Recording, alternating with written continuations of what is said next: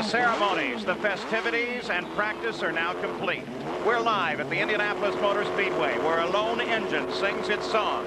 Its master, strapped in the cockpit, is the great A.J. Foyt, first in line for time trials at Indianapolis. The track is open for qualification. Well, you couldn't ask for a better story.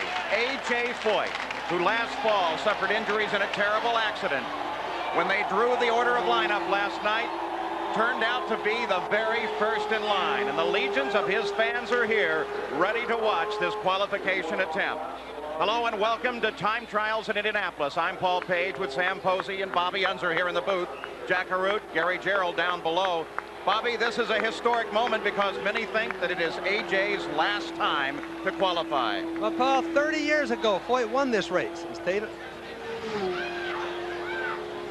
Just before he rolled out, AJ got the same instructions every driver will hear here today from Chief Stewart. You come around that second time, your crew has to wave a green flag before you cross the starting line for it to be an official attempt. If they do nothing or wave a yellow flag, you come on in. They wave the green flag, you go ahead and take your 4 laps. And any time before the conclusion of 4 laps, if the crew waves a white yellow flag, it would count as an attempt, but an incomplete attempt, and you have 3 attempts. Now, do you want to say that back to me so that I understand it? First lap. Second okay. lap, you better be on it. Good luck. And then have a good run. There was something, Tom? Yes. There was something on the racetrack or something. In many ways, it's a miracle that AJ even sits in this cockpit at this moment. Last fall at Elkhart Lake, Wisconsin in the IndyCar race, his brakes failed. He ran straight off the end of a long straightaway at over 180 miles an hour, carved through the top of an embankment. The car spun around in the air and then came to a rest. AJ was in dirt up to his chest. After a lengthy rescue extrication, AJ was finally taken from the car, loaded onto a helicopter, and transported to a hospital. Since that time, it has been a most lengthy and painful recovery for A.J. Foyt. But he is back where he belongs, in an Indianapolis championship car. And now, acknowledging the green flag, the first qualifier at Indianapolis is perhaps underway, and it is none other than A.J. Foyt. Down the front stretch at 227 miles an hour.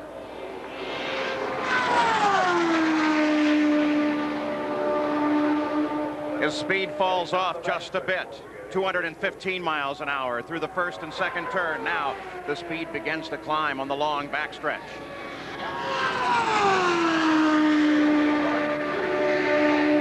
If AJ makes it in today, his 34th Indianapolis 500, 226 miles an hour down the backstretch. And coming to the conclusion now of first of 4 laps.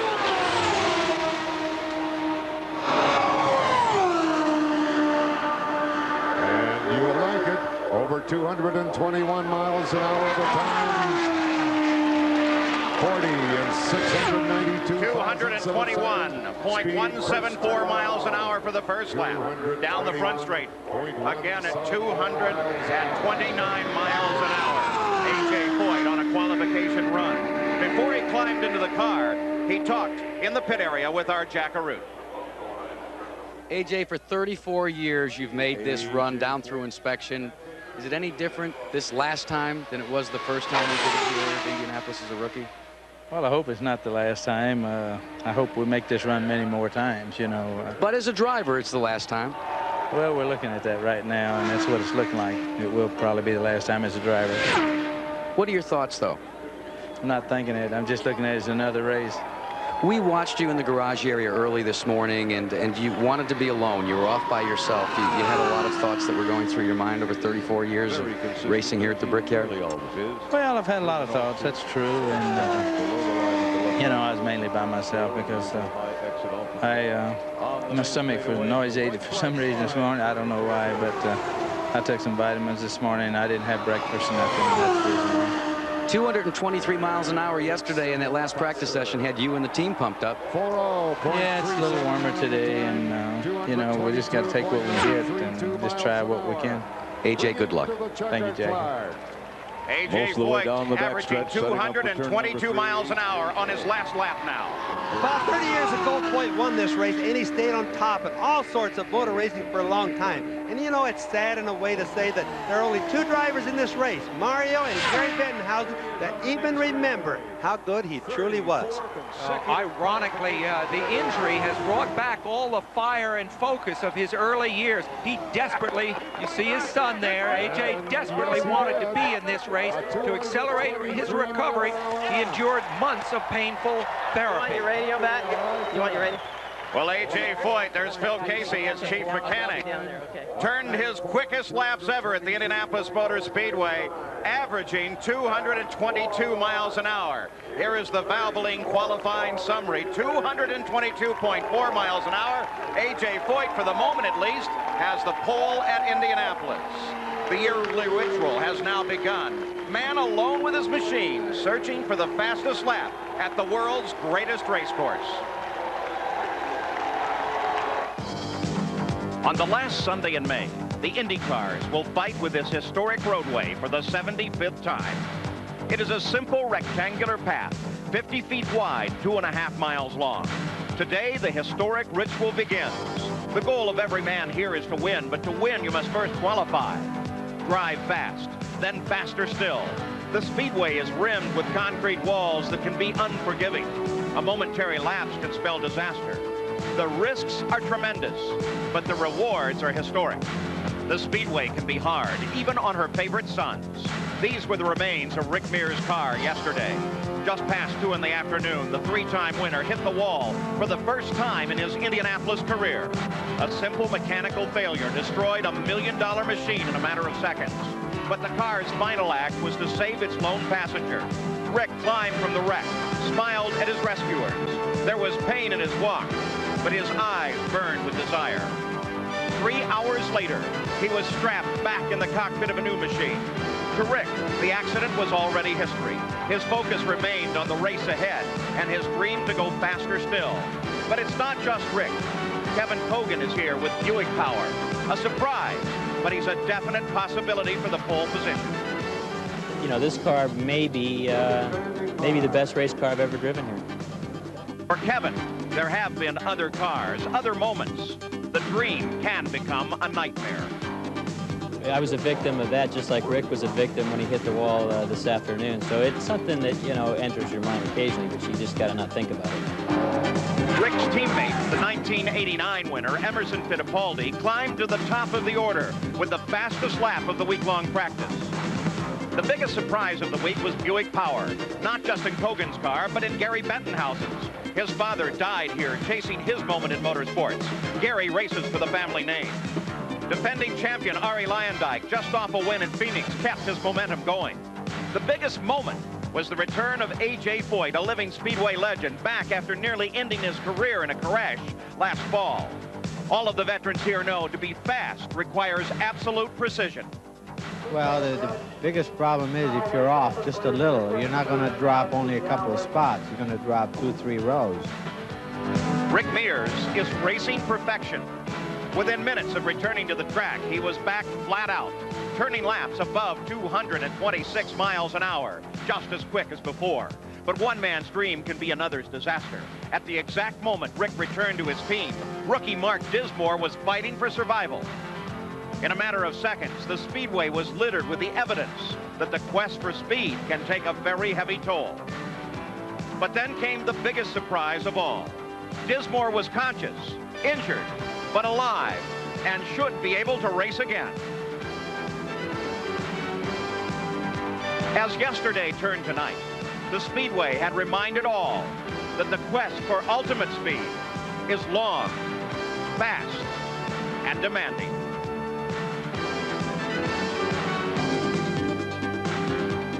But a new day has dawned at Indianapolis. The first day of time trials, the run for the pole, and in many ways, the second most important day of the racing year. And A.J. Foyt is already the first qualifier, the only qualifier, for the moment he's on the pole. Here's Jack Arute. Well, A.J. Foyt getting the congratulations here in the photography area. A.J. 224.4. That's pretty darn good. Well, the car had more in it. The car had a lot more in it. AJ, somebody's crashed badly on the track. Randy Lewis was starting a qualifying run and was on his warm-ups and then got loose. So now suddenly against the wall. Randy Lewis is okay. He's going to climb out of the car, but you can see that the race car is badly damaged. The safety crews here at the Indianapolis Motor Speedway are excellent and right on top of that car. In fact, the safety guy is saying, Randy, stay right there. Let's make sure you're fine. There hadn't even been a spin all month here at Indianapolis until Rick Mears got in the wall yesterday at 2 o'clock. Suddenly, it's as if the dam is broken, and incident after incident is occurring here. Randy Lewis stands up in the seat. There are the marks up to the wall and the debris left by Randy Lewis's impact. He was rolling out as the second qualifier when he got into the wall. Let's go back down to Jackaroo. AJ, you said before the crash that the car had more in it.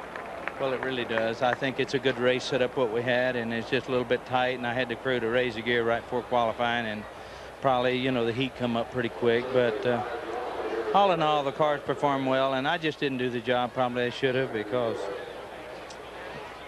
yeah, but you got the job done pretty darn well. It's a solid one, but it seems like it's a lot of things are hitting you. How's the physical side? You said you were nauseated this morning. well, I took some vitamin pills on an empty stomach. I knew better, but it was just it's nothing big. It's something big. You look pretty upset. It's a getting to you, isn't it? No, not really. Paul, I think his eyes tell you differently. Trying to get all of your people back.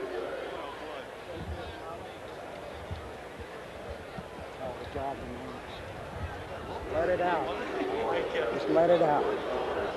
You deserve it.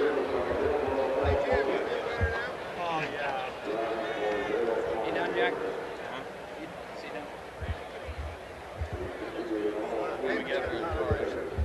That man is the greatest champion of all time at the Indianapolis Motor Speedway. He's seen it all, and he recognizes, you can see it in his eyes, all of those miles are coming to an end. A.J. Foyt has completed his qualification run at 222 miles an hour. The second attempt of the day ended here at the edge of the track. Randy Lewis, not injured. He's out of the car. In fact, he'll take the ambulance trip over to the medical center in the center of the track. But that's something that they require at Indianapolis, and it's a very good idea. So the action and time trials will continue in just a moment.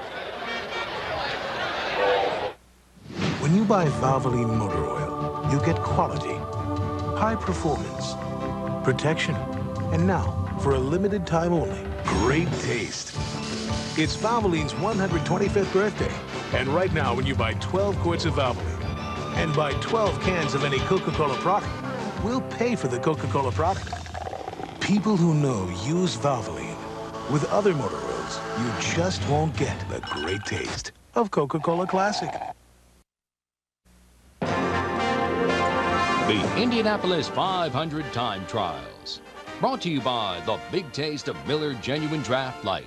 Big Draft Taste comes to light. By Valvoline Motor Oil. People who know use Valvoline. And by Kellogg's. The best to you each morning.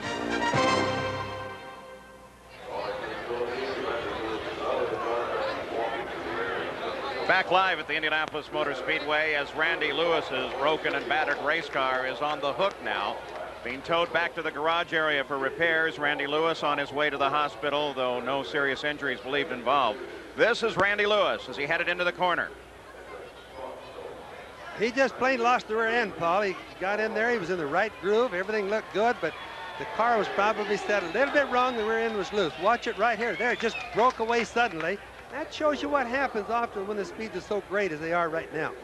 Of course, when you're going to qualify here, you set the car up as loose as you can for speed. That's the secret to it, because the car will go faster, but of course, there's what happens when it gets too loose. So Randy Lewis coming off the fourth turn, getting up against the wall. Take a look at this. This is before the crash. He white-walled the wall there. That's not dissimilar from what Mark Dismore did yesterday, but he came all the way around and got into the inside wall. Lewis was able to keep it straight and move on down the straightaway. Now here's the entry down into one. He already knew he was loose from what happened down at turn 4. Aha, here's the point. I think his suspension failed, looking at that. You know, the impact of his hit coming out of turn 4, I'll bet you damaged the suspension, because when you see that right rear tire, it suddenly turns and toes out on him. And that's what triggers that accident for Randy Lewis. Sam, it's a rule here at the Speedway that if you touch the wall, you're not supposed to run anymore. I think they would have pulled him in anyway. If they perhaps had seen the severity of that hit, it's possible that Randy himself should have had the wisdom to stop. So Randy Lewis at the track hospital. We'll give you an update as soon as it comes official. But his against the wall, and that'll slow the time trials here at Indianapolis for the moment. A.J. Foyt, well, everyone seems to be enjoying his qualification here. He's still giving interviews down on the line. What is a time trial run at Indianapolis? Gary Gerould can take a very close look at how this procedure continues. Qualifying here at the Indianapolis Motor Speedway is unlike qualifying at any other IndyCar racing event. The normal procedure at any other oval calls for a driver to take 2 consecutive laps. The faster of the 2 laps is his official qualifying time. Here at the Speedway, of course, you run 4 consecutive laps, and it's the total time for those 4 laps that becomes your official time. Now, also here at the Speedway, qualifying is held over 4 days, and the fastest 33, regardless of what day they qualify, constitute the field. The pole goes to the fastest qualifier of the first day, or the fastest qualifier once everybody has taken a trip through the original qualifying line, whichever comes last. The idea being that should rain disrupt the first day, say after only a handful of cars had qualified, everybody in that original line gets a shot at the pole. Each car can make 3 qualifying attempts, but once you run 4 laps, 10 miles, and get an official time, that car cannot be requalified. If a driver is bumped, however, he can move to another car and try to qualify that machine. Once you have 33 cars in the field, the slowest in the provisional lineup is on the bubble, and he can be knocked out of the field by a faster qualifier. Well, there have been a number of conversations of how they might change qualifying at Indianapolis, but so far no one's come up with a system that anyone likes any better than that. Now let's go back and take a look at this Randy Lewis situation, courtesy of the Telex Entertainment Group, who has provided these angles to us. And I think, Sam, that you're right on the money, that when he grazed the wall coming off of 4, that something broke, but it didn't manifest itself till he got down to the end of the straightaway.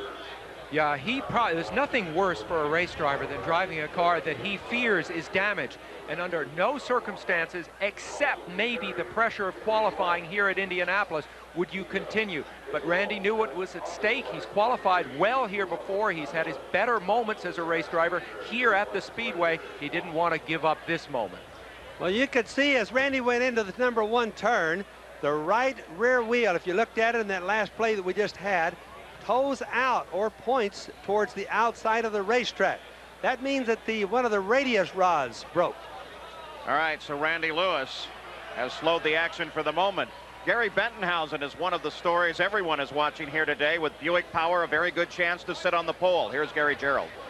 He sits here in the cockpit waiting very patiently under what is becoming an increasingly hot Indiana sun. Gary Bettenhausen, you've been through this procedure so many times, but now with this delay, how does it affect you, and do the nerves come into play anymore? No, not really. It's not bothering me a bit. Just give me a little time to relax. Is this the best opportunity that you've had at Indianapolis in how many years? Well, I think it's probably my best opportunity ever, even when I drove for Roger Penske in 72, 3, and 4.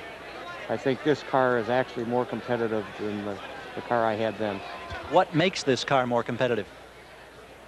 Well, I think it's a combination of Buick and Lola working together and building this particular chassis around the engine instead of just taking a Buick and dropping it in a car that already existed for a Chevrolet or for a Cosworth.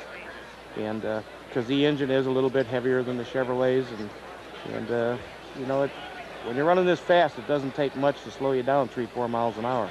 We wish you well. Gary Bettenhausen soon to be out for a qualifying attempt. Paul?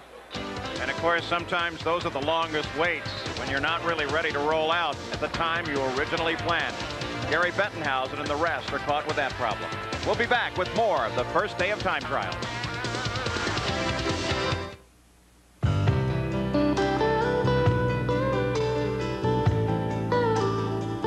All of these championship-winning drivers have one thing in common: Goodyear Racing Eagles. The race-winning technology that's found in the Goodyear Racing Eagles can also be found in the world's best-selling line of high-performance street tires. Goodyear Eagle street radials. The champions know, and it's why we say the best tires in the world have Goodyear written all over them. Former world and Olympic champions meet in the first ever Pro Gymnastics Championships, plus the Pimlico Special. It's all live today on ABC's Wide World of Sports. Well, we're still on hold at the Indianapolis Motor Speedway in the first day of time trials. The run for the pole for the Indianapolis 500-mile race in 2 weeks. The reason for the hold? Well, Randy Lewis, who last year qualified 12th into this 500 field, was beginning to warm up for his qualification run when this happened, Sam Posey. Well, look at the right rear tire. That already, as he goes down the back straight, is starting to wobble. Now, as he goes into the turn, that tire, of course, is heavily loaded. That is the cornering tire, and you can see at this point it is already towing out, as we would call it, against the wall. At this point, Randy certainly knows he's in trouble, and in fact, he turns the car very smartly down to the inside of the track to try to minimize the angle which he will eventually hit the wall at. So it was a mechanical error.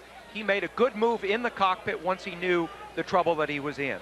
And the crews now want to make sure that all debris from that accident are off the racetrack. The quick flash of fire, by the way, is the oil in the turbocharger lines burning away, and they burn very quickly. Now, this is the warm-up, of course, for the Indianapolis 500. So far this year, there have been 3 races in the PPG IndyCar World Series. Let's go back and take a look at this season thus far.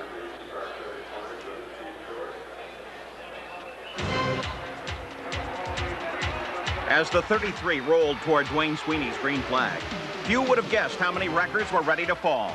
Rick Mears had the pole, but typically let the lead go to his teammate, 1989 winner Emerson Fittipaldi. Once granted the lead, he drove away from the rest. Others struggled. Few were able to maintain the pace. Danny Sullivan, when a wheel bearing let go, slammed into the wall. It would not be the last incident of the day. A similar problem would send Pancho Carter up against the wall in turn number 4.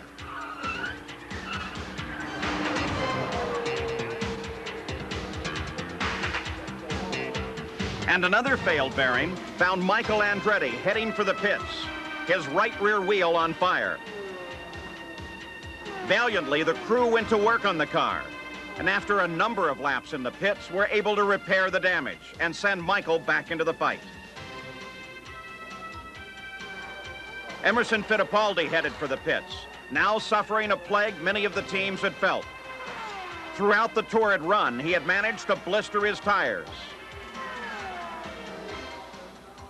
But blistering tires were a problem now faced by almost every competitor in the race. The Penske team made constant changes on Fittipaldi's and Rick Mears' car, trying to catch a changing track. It was an objective that they would never find. Bobby Rahal now had the lead of the race, but he was being chased by the Flying Dutchman, Arie Luyendyk. Their fight took the race average to a record pace. Arie had never won an IndyCar race and now saw the biggest prize of all within his grasp. He ducked under Rahal and took the lead. All during the month-long practice, his mount had been consistently strong and reliable. Then, without a look back, he continued on toward the checkered flag. It was a Sunday afternoon drive to a record $1 million prize and a race record shattering pace of 185.981 miles an hour. Not bad at all for a first ever win.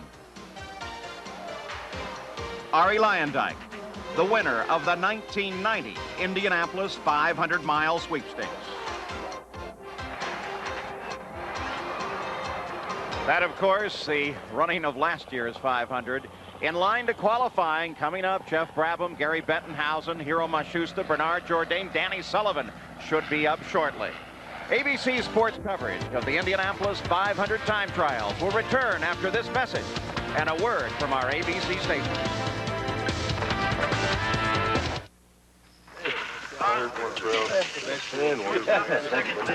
Nice job on the hot dog. Must have done this. We want to welcome home all of you men and women of the armed forces and say thanks. We're real proud of you.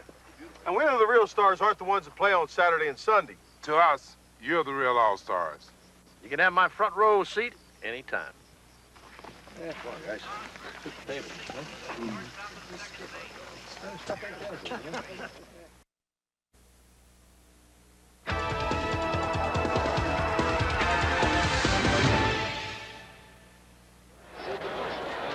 It's a magnificent crowd at Indianapolis. The yellow light still burns while they continue to pick up debris from Randy Lewis's accident. Should be a great day, not threatened with rain at all, though. IndyCar drivers share many interests with naval aviation. After the Phoenix race, Danny Sullivan, Scott Pruitt, and Emerson Fittipaldi and I traveled to visit with those serving in the aftermath of Operation Desert Storm. First stop, Sigonella Naval Air Station in the shadow of Mount Etna in southeastern Sicily. The SIG, as they call it, is a maintenance facility servicing the aircraft power plants that keep the Navy in the air. For the drivers, it was like talking to their own racing crews. The language is much the same. As are the goals. It's simple, maximum performance. It was hard to tell who was enjoying it more, the Navy or the IndyCar drivers. Here, too, they climbed into the largest helicopter in the free world and met crews fresh from the war. Then a flight across the Mediterranean Sea to the coast of Turkey to find CVN-71, the nuclear-powered carrier USS Theodore Roosevelt. The TR has adopted the IndyCar drivers. Last year, it was from these then peaceful decks that Rick Mears was catapulted skyward. Now, the flight deck bristles with firepower as the ship continues to protect American troops still in contact. Danny Sullivan and Scott Pruitt were at home, and the crew were glad that there was still someone who would come and visit and care. Still, it was hard to tell who was whose hero. Some TR crew member will be at Indianapolis for the running of the 500, and this year they'll find they have some special new friends. And those armed servicemen will be cheering for one of the people they met up close and personal, Danny Sullivan. But Danny, this has not been a good week for the Alfa Romeo team. 6 engines in 7 days. Yeah, we haven't had the best of luck. We're not pulling the straightaway speed that they saw on the dyno over in Italy, so we're trying to improve on that. Unfortunately, we're having to turn it real tight, and the valves aren't enjoying that too much. A year ago, this man was a contender for the pole position with Team Penske. Then you elected to go to a research and development type team. Is that frustrating for you as a driver? Sure, I think particularly here at the Speedway, because you're out here every day and everybody's posting those big speeds and you're not anywhere near it. It's frustrating, but you know, we knew what we were doing when we went into it, so we just got to keep hoping for the best. The car's working real good. We just got to get some straightaway speed. Would think that it also changes what you look for in terms of qualifying speed today. What's the magic number for you and the Alfa Romeo team? Well, we're running around here flat the whole way around anyway, so we're just going to put it in the show and not worry about it. We should be able to run 217 to maybe 220 if we get lucky someplace in that bracket and just put it in and work on our race setup next week. Before we went on the air, Paul, and we were watching that piece about the carrier, you said that was the most fun you've had probably in 10 or 12 years. Yeah, it was just an unbelievable experience. One, you know, it's a pity more people can't experience it, but just to see those men and women out there and see what they do for us, it was just fantastic, as Paul knows, but an unbelievable experience. Well, Danny, good luck to you today, but obviously he's already admitted to us that he doesn't have a whale of a chance of getting the pole position, just wants to put the car in the field. So Danny Sullivan, with the veteran's knowledge of the Indianapolis 500, waits for his attempt at the Indianapolis Motor Speedway. Some repairs still being made to the fence after Randy Lewis's accident. That's causing a further delay, but there's a whole line of qualifiers ready to go at Indianapolis.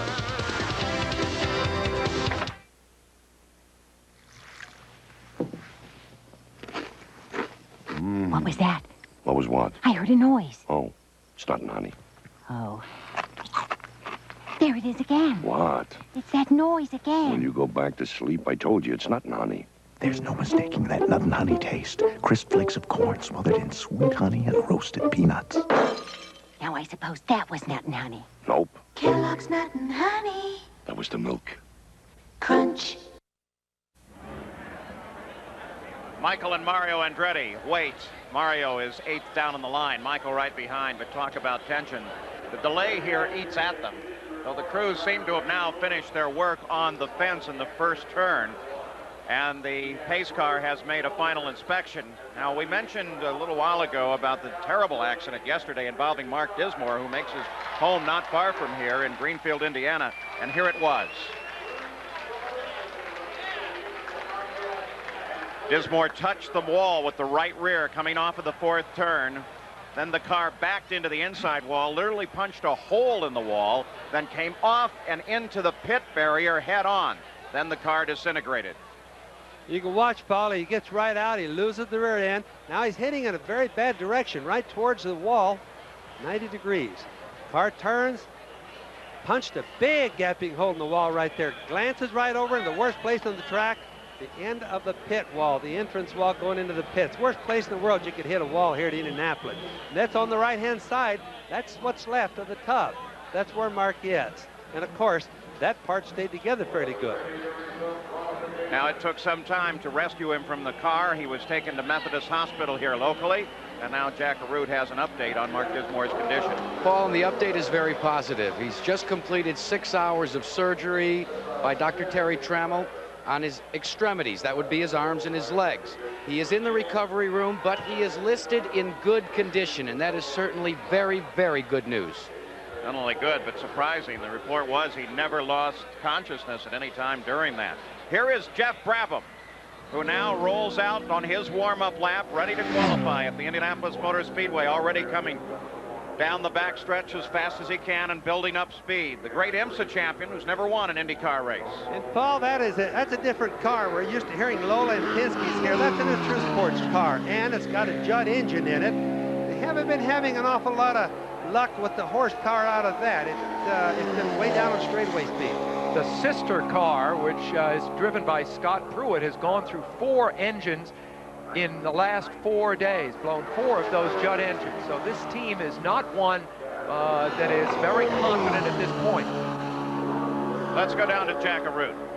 Paul, the first major change we've heard in qualifying procedures, actually for one team, Michael Andretti is going to qualify his T car. It seems they found 3 miles per hour in practice this morning, and they can't explain why, so they've elected to go with the T car. Well, there's a big surprise out of the Newman Haas stable as we watch Jeff Brabham in his first appearance in an IndyCar this year. Of course, he has a long string of victories in the IMSA series and the GT cars. You know, these days they have onboard computers which tell you when you get back to the pits what your throttle opening was. Now, everybody talks about driving around this place flat out, but you see him, he comes in, no speed. He's not going to try it. Paul, I can listen to that engine as it's running. He's only got 7 cylinders. Why he stayed out so long, I don't know, but the engine is bad, and obviously he's pulled in to tell him. Maybe he thought he would clear up, but it didn't. Now, since that is a car-induced problem, if in fact that's what it is, and not a situation developing on the racetrack, his qualification attempt is complete at the Indianapolis Motor Speedway, and he will have to move all the way to the back of the line. That's for the going for the pole. He has to go to the back of the line for that, but he still has 2 more chances later on, but no more pole chances for him. So Gary Bettenhausen sits in his cockpit, and he waits. He should be the next out. And in the lineup behind Gary, Hiro Matsushita. Like A.J. Foyt, Gary goes way back here, back to 1966. He's going to be 50 years old at the end of this year. A.J., of course, 56. But these are men who remember the Speedway from an entirely different era. 2 men that really love racing and have loved it deeply for years. Of course, A.J. has had a lot of luck through his career. Gary has had very little. He was terribly injured in a sprint car accident. He almost won this race in 1972, but it broke down. Gary Bettenhausen, of course, the incredible Bettenhausen name with a long history at the Indianapolis Motor Speedway, now living the legacy of his father. Here is Sam Posey. In the 1950s, the Indianapolis 500 was contested by a generation of drivers to whom courage meant more than technique. Races were won not so much by technology as by sheer force of personality. It was a time when post-war America looked for heroes and found some of them behind the wheel. One such man was Tony Bettenhausen. Of German descent, he had 4 children, a daughter and 3 sons, the oldest of which, Gary, was a teenager when his father was in his prime. Gary remembers his dad. He was the type of guy that after he'd win a race, or even if he blew up on the first lap, he would sit there until there was not a fan that didn't want it. I mean, until everybody was gone. If there was somebody that wanted his autograph, he'd stay until dark. And I think that's why he was so popular. May 1961. In his 13 starts, Tony had often led the 500 but had never won. At the age of 44, he knew he didn't have many chances left, and winning Indy had become an obsession.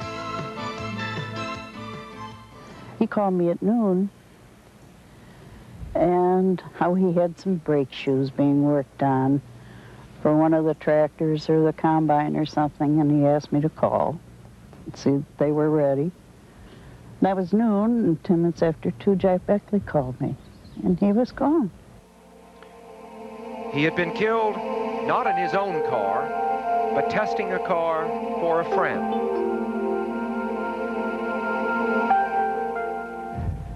He did not succeed at winning Indy, and he left that legacy to his children to hopefully do what he wasn't able to do.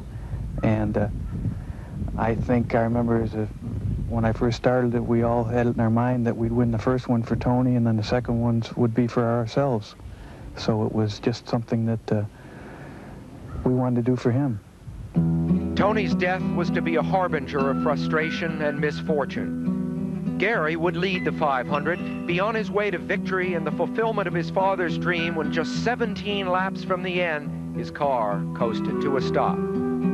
Then Merle crashed at Michigan. His right arm, trapped between the car and the wall, was torn off. Then this, Syracuse, New York, a sprint car crash in which Gary's left arm was paralyzed. For about, I'd say the first 3 days after the accident, I laid in the hospital and I thought, there's got to be a better way to make a living. You know, what does this family have to do to realize that there's a better way than automobile racing? Year after year, Gary and his brother Tony came back to Indy, always with the obsession, never with the tools to win. They were fighting a tide of technology and big money. The values their father stood for no longer won races. Family pride became mixed with bitterness and frustration. The most important thing in my dad's life was winning Indianapolis. And he never did, and he ended up dying there. And it went on to me, and it's my most important thing in my life. I think without a doubt we've given too much, and it's almost too late to quit now. I mean, you've got to keep going for what we've been trying to do for so many years. And we're running out of time. I realize that I'm in the twilight of my career. There's Tony, and that's it.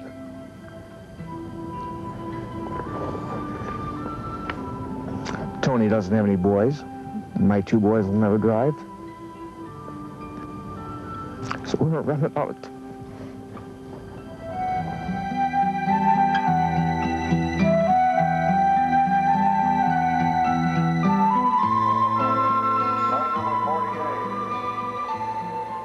And the Bettenhausen frustrations at the Indianapolis Motor Speedway continue. Gary Bettenhausen with probably his best shot, admittedly he said his best shot at winning the pole position for the Indianapolis 500, has pulled in the middle of his qualifying attempt. He will not have a shot at the pole. I asked Gary what the problem was, and this is what we're not sure about. He said, listen, you'll have to ask Darrell Soppe, the crew chief. I asked Darrell Soppe what the problem was. He said, ask Gary Bettenhausen. Neither men want to talk, and John Menard, the car owner, went away shaking his head, said, they don't tell me anything. Let's check in now to the hospital with some good news is Gary Gerould. Well, it's another disappointed driver, Jack, and he's back from the hospital now in his garage area in Gasoline Alley, Randy Lewis, and this is not the way anyone wants their first qualifying day to go at Indianapolis. Can you tell us what happened with the car? Well, I can only guess a little bit, but it's probably guess pretty close. I was starting out my first lap, of course, and you want to come flat out of 4, and I was a little high in the groove, but I thought it would be okay, and I touched the wall just a little bit coming out of 4, and I debated whether to call it off, but the car felt fine going down the straight, so I thought, well, I gave it a shot, and of course it was the wrong thing to do because as I turned into 1 just immediately, whatever I had touched. Either I lost a tire because of that, or a suspension piece failed probably because of the tap up in turn 4. In fact, for sure because of that. So you've been medically cleared to drive. Do you have plans to get into another car? Do you have a car available? I'm sure I'll be back out there. We'll either fix this one or we have a backup car. Important things. You're all right. We're pleased with that. Thanks for chatting with us. Thank you very much. Let's go back up to Paul Page. Good to see Randy Lewis's pleasant smile there. This is Bernard Jourdain. Now, we need to point out a couple of things. Jourdain is just ready to take the green flag on his qualification attempt. This is one of A.J. Foyt's cars. Now, Gary Bettenhausen still has a chance for the pole if everybody that has lined up for the pole today makes an attempt or waves off or doesn't try, and there's still time between now and 6 o'clock. He can still make it out. Hiro Mashusta went out on the course, took a lap around, and pulled it in. And that brought out Bernard Jourdain. Well, this is the car that Foyt drove last year here at the race. Looks like he's coming in right now. He hasn't been getting up to a lot of speed, but that is one of the Buick engines from this year. And this has been converted over from a Chevrolet to a Buick power plant. It's the same car that he raced at Long Beach, but he is not going to attempt a qualification now. Bernard Jourdain becomes the third man in a row to pull his car off the race course and not attempt to qualify at Indianapolis. But coming up next will be this man, Danny Sullivan. Tomorrow on ABC Sports, the World League playoff races heat up as the Birmingham Fire takes on the Frankfurt Galaxy. Then the Indianapolis 500 time trials continue. And later it's back to Europe for Formula One's premier event, the Grand Prix of Monaco. It's all tomorrow on ABC Sports. Danny Sullivan at the Indianapolis Motor Speedway just now takes the green flag and begins a 4-lap, 10-mile qualification attempt. This is a 1991 Lola, brand new car, powered by an Alfa Romeo racing engine. Now, Paul, this Alfa engine is one that is supposedly a copy of a Chevrolet. More than a year ago, Pat Patrick sent a brand new Chevrolet engine over to Alfa. They supposedly have copied the engine. They obviously aren't getting the same horsepower, though. Danny Sullivan, former winner of the Indianapolis 500 from 1985, had some bad luck here a couple of years ago when he got into the wall in turn 4 during the practice. He has twice started from the middle of the front row in qualifying, but I suspect that at the end of today, he will be lucky to be starting from the middle of the pack. Danny Sullivan completes his first lap at 217.949 miles an hour. I wonder if he'll be satisfied with that, Bobby. Yes, he will be, Paul, because ironically, that's good compared to what they've been running most of the week in practice. They've been running normally about 214 to 250, so that's almost 218 there. That's a bottom third of the field kind of speed, though. The wind has freshened from the southeast. I doubt if it's affecting him. This is the 20T car. The T is for test or backup car, but ironically, this car has been faster at the Indianapolis Motor Speedway. His quickest lap in practice in this machine at 220 miles an hour. But he's not approaching that now. Now, remember that last year, this car was handled by Roberto Guerrero. He is not in the car now, obviously. Danny Sullivan is. There is no other team car here, and Roberto Guerrero is a spectator. He's with Jack Arute. And Roberto, it's got to be frustrating. You're out of the ride, and you don't have a ride for the Indianapolis 500. First time you've been unemployed in quite some time. It's the first time since I started my career, actually, and I don't really enjoy coming to the track, especially the speedway. You know, a qualifying day, it's hard for me, and things don't look very good right now. So I just have to try and keep a smile and just haven't given up completely, but it doesn't look too good right now. But off camera, a lot of times he's been very embittered by what happened to him, Paul. Roberto Guerrero, a spectator, watching the car that he handled so well last year, but still has a fine smile. Danny Sullivan has completed 3 of his qualification laps, and is running an average speed of 218.2 miles an hour, 252. Only one man has qualified thus far today. That, of course, is A.J. Foyt. This is the 7th presentation at the line as Danny Sullivan comes toward the checkered flag to complete a qualification run in Indianapolis. Now remember, Paul, it talked about they've blown some engines on the Alfa. Again, the reason for this is in order to get speed, they have to turn the engine tighter, more RPM. Every lap quicker for And of course, this is what makes the power, is what the rear tires actually see. Gets set to go out. Jim Crawford. Danny Sullivan completed the final lap at 218.616 miles an hour. His average speed for the 4 laps, 218.343 miles an hour. So Danny Sullivan is the second man to qualify for the 75th running of the Indianapolis 500. Now, the Indianapolis Motor Speedway is a giant facility. Some refer to it as the Tabernacle of Racing. Let's take a look at this great race course. The Indianapolis Motor Speedway is also the world's largest stadium with over 300,000 permanent seats. The track itself is 2.5 miles around. The straightaways are 50 feet wide, 60 in the turns, with a mere 9 degrees of banking. The pits lie on the inside of the front or the home stretch. The 4 turns are exactly the same, and each 1/4 mile long. Connecting the turns are the short chutes at the north and south end of the track, 1/8 mile long. The 2 straightaways are each 5/8 mile. The total, 2.5 miles, should be driven in under 44 seconds. A qualifying run here, Bobby Unser, is on the ragged edge.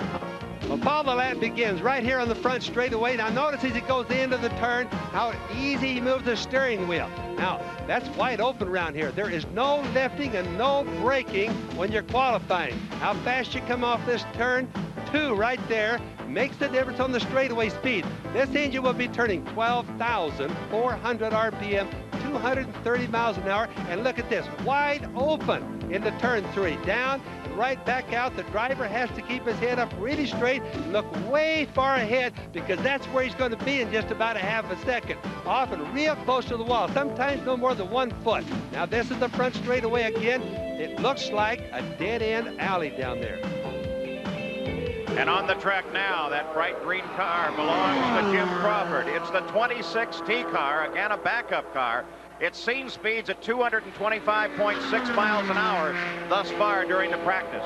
And that placed it 7th fastest for the month of May before today. Surprisingly, even 225 was a disappointment to this team, because all winter, word had leaked out, rumors had leaked out about the power of this Buick engine, and there was speculation this car might go 230 miles an hour here. It'll be interesting to see what the back straight speed, top speed, is only 226. That compares with A.J. Foyt's top speed on the back straight of 228 and Danny Sullivan's of 221. The Buick is somewhere between the Chevy and the Alfa Romeo. Lap number 1 complete. 40.857 on the time, 220.280 miles an hour, first lap. Cruising the backstretch at 226 miles an hour. Then when he came down the front stretch at 227.8 miles an hour. This car owned by drag racer Kenny Bernstein. Now, these Buick engines, Paul, probably do about 75 horsepower more than the Chevrolets. They only turn about 9,400 RPM today, as opposed to Chevrolet turn 12,400 RPM. Big difference. So Jim Crawford has completed 2 laps, working lap number 3. He's more than halfway through. Speed 220.826 miles an hour. Jim Crawford will only do 1 race this year. He only did 1 race last year, this race. So it's a major disappointment to him that things are not going better than they are right now. And Sam, I just wanted to mention that he's going to have to go 230 miles an hour to equal the Chevrolets. That's about the speed they do when they do about 226 miles an hour. So it's got to be a little bit disappointing to Jim Crawford. The back straightaway speed fell off to 224.2 miles an hour. That's a 3-mile-an-hour deficit from the previous lap. About 2 miles an hour. And he has a following wind down that straight. Things are not right aboard this car. Not 100%. 18.856. Will he take the final checkered flag? We await the decision. John Todd. And Jim Crawford is averaging 219.9 miles an hour on his final lap. It's obvious that he has a slight handling problem, and he'll probably tell us that when he gets in, Paul, because the engine sounds really good. Jim Crawford has been suffering problems throughout the month. They're going to take the run, though. It looks like the average will come up above 219 miles an hour for Jim Crawford. The last lap, though, at a disappointing 215.8 miles an hour, but it's a car they have been struggling with throughout the entire month of May, and I think they're just happy to be in to the Indianapolis 500-mile race. Still, Jim Crawford is the second quickest qualifier, A.J. Foyt, of course, being the quickest. Here's the Valvoline qualifying summary for Jim Crawford, who is now in the race. We have 3 cars qualifying. ABC Sports coverage of the Indianapolis 500 time trials will return right after this message and a word from our ABC stations. Pocono Raceway. It's a little bit of Dixie in the beautiful Pocono Mountains of Pennsylvania. I'm Richard Petty. Why just watch racing on TV when you can be there? Join me and all the stars of Daytona at Pocono twice this year. June 16th, Champion Spark Plug 500. July 21st, Miller Genuine Draft 500. Order now by calling 1-800-RACEWAY and get hundreds of dollars of Pocono vacation discounts. Call 1-800-RACEWAY. For a free Pocono vacation travel guide, call 1-800-POCONOS. We're here trackside with Jim Crawford, who just completed his run. A little bit disappointing at 218. Yeah, very disappointing. You ran so much quicker in practice. What happened? I don't really know. We've had a trouble with the wastegates and the boost, and it fluctuates over 3, 4, 5 inches of boost, which is a lot of power, and we don't know why. And you're right there, and it'll go fast 1 minute and slow the next. So we've got a problem we're going to have to solve for race day. Paul, immediately when they came down here, the first thing that the computer technicians did was go to this jack right here, and they downloaded that information that Jim Crawford is talking about. They put it on their computer to check that wastegate and also the boost pressure, get it very accurate. They'll go back to the garage and try and figure this one out. Well, the good news is that they are in the field as Scott Goodyear heads out. And I think that they just wanted to be safely in, don't you, Bobby Unser, so they had plenty of time to try and work with the car. Yes, Paul, that's the main thing right now is to get in. With all the accidents we saw earlier, that was good planning, I think. Scott Goodyear, the young Canadian, a sophomore here at Indianapolis on a qualification run. To this point, he is averaging 216.7 miles an hour. And if he completes the run at that average, then he will qualify as the 4th fastest. He'll also just be the 4th qualifier. Now that's another one of the Judd engines that Scott is driving. And again, he's had a few problems braking during the last week. Definitely some problem with straightaway speed. You can tell by the lap times. He's really been getting through the turns good. He is one of a group of young drivers in waiting, you might call them. Young men waiting for a good ride to open up as one of the established stars retires. He's 31, as Paul said, a Canadian, I think, with tremendous promise. And Scott Goodyear takes the checkered flag, completing a 4-lap qualification run in time trials at Indianapolis. And he will start on the inside of the second row if the field were to line up at this moment. His average speed, 216.751 miles an hour. That's for Scott Goodyear. And every lap, that was 4 laps, 216, Paul. So there's the 4 laps of Scott Goodyear. Coming up next on ABC's Pro Bowlers Tour, high rollers take aim at $125,000 in the Fresno Open. And later today at 4:30, 3:30 Central, Wide World of Sports presents former world and Olympic champions as they go for the gold at the World Professional Gymnastics Championship. Plus, the American Championship Racing Series continues with the Pimlico Special. That's live, all coming up here on ABC later this afternoon. But for the time being, it's qualifying at Indianapolis, and talk about a veteran. Mario Andretti is strapped in the cockpit and ready to go. Mario was 4th fastest qualifier in '88. 5th in '89, 6th in '90. He's hoping to turn that trend around. Let's go down to Gary Gerald. Well, Paul, Mario sits in the car. They had the engine fired. We thought he was ready to roll out. The yellow light has remained on. They have shut the engine down. We need to find out what has happened around the course and why we have a delay. And Mario just waits patiently, as he has done for so many, many years at this famed 2.5-mile oval. Paul? Well, Gary, they're taking a look at the racing service. Apparently, something was reported on the track. And, of course, Indianapolis is well known for making sure that this is a pristine surface for racing whenever they race or whenever they qualify. I mentioned earlier there have been thus far 3 races this year in the PPG IndyCar World Series. Indianapolis will become the 4th.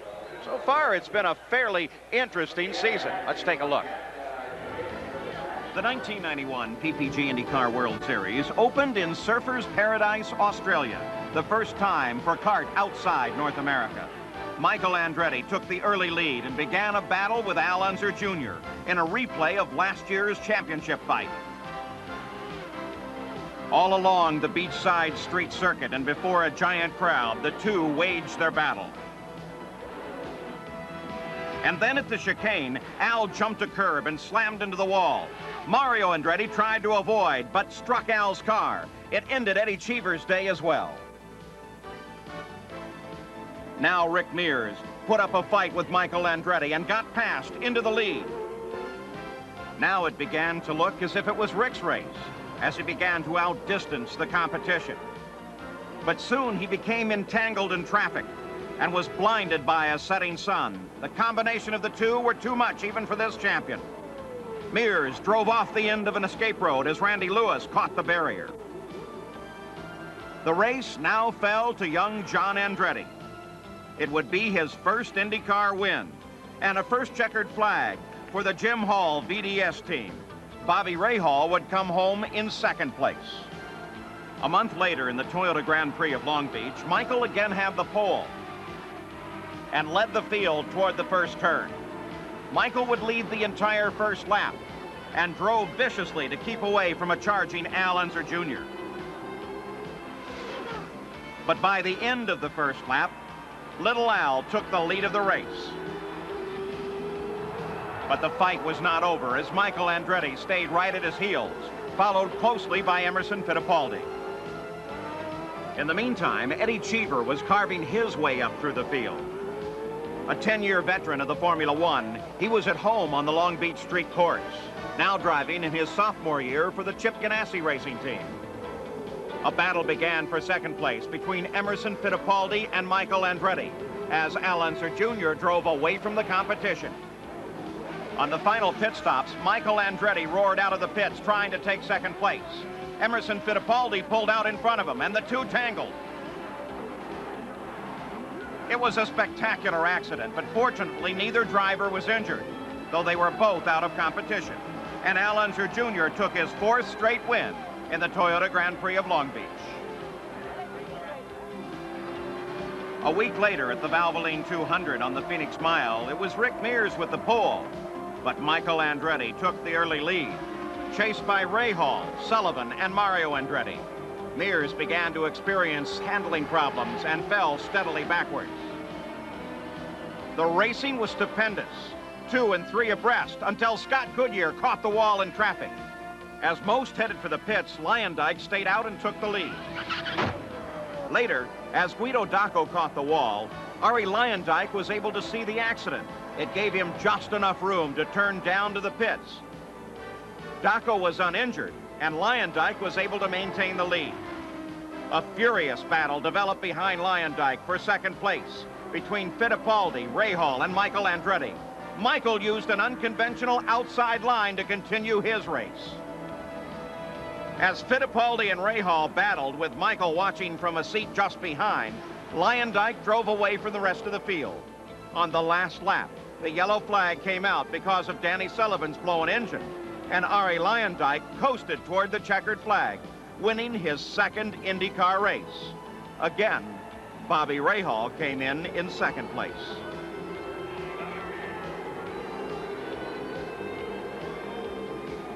And because of those consistent second-place finishes, Bobby Rahal currently leads the points fight. The eyes of the Indianapolis Motor Speedway are on this man, Mario Andretti. He's just completed his first lap in a qualification attempt. Speed record, and it's over 221.5 miles an hour. Mario first qualified for this race back in 1965 at 158 miles an hour. His first lap makes him almost 63 miles an hour faster today than he was then. Now, if you watch Mario, Paul, as he goes into the turns, he runs a lot lower than the other guy. Sometimes he runs almost down to the grass. Or, in other words, he uses more of the racetrack than most of the drivers. But he's one of the best that they've ever had here.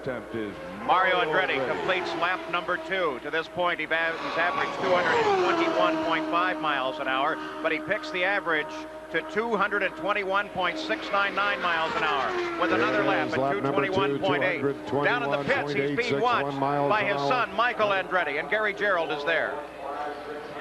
Reaction from the first 2 laps of watching your dad and the times at over 221. A little disappointed. You know, we were hoping for a little more, so you know, I don't have a whole lot to look forward to right now. Is your car set up the same way as your father's? Pretty similar, yeah. Unfortunately. And you're anxious? You say unfortunately. Well, it's not a very quick time right now, so we were hoping to be in the high 222, so it, either a track slow down or something, I don't know. Let's catch this 3rd lap time now from Paul. Mario Andretti working his last lap to this point. 6'4", speed 221.872. 221.872 for his 3rd lap. His average to this point, 221.7. He could be driving for the 2nd fastest qualifying run of the day. Michael, 5 cars away now from his run. All during practice was just half a mile an hour faster than Mario. So at the best, we're going to see him in the 222 range. Mario Andretti takes the checkered flag. 10 laps, 10 miles, 4-lap qualification run complete. And Mario Andretti is into the 75th running of the 500. Best over the 222-mile-an-hour mark. Make it 40.50. 222.003 miles an hour for the last lap. He averages 221.818 miles an hour. And for the moment, he is alongside A.J. Foyt in the center of the front row. We'll be back with more. The first day of time trials, the run for the pole.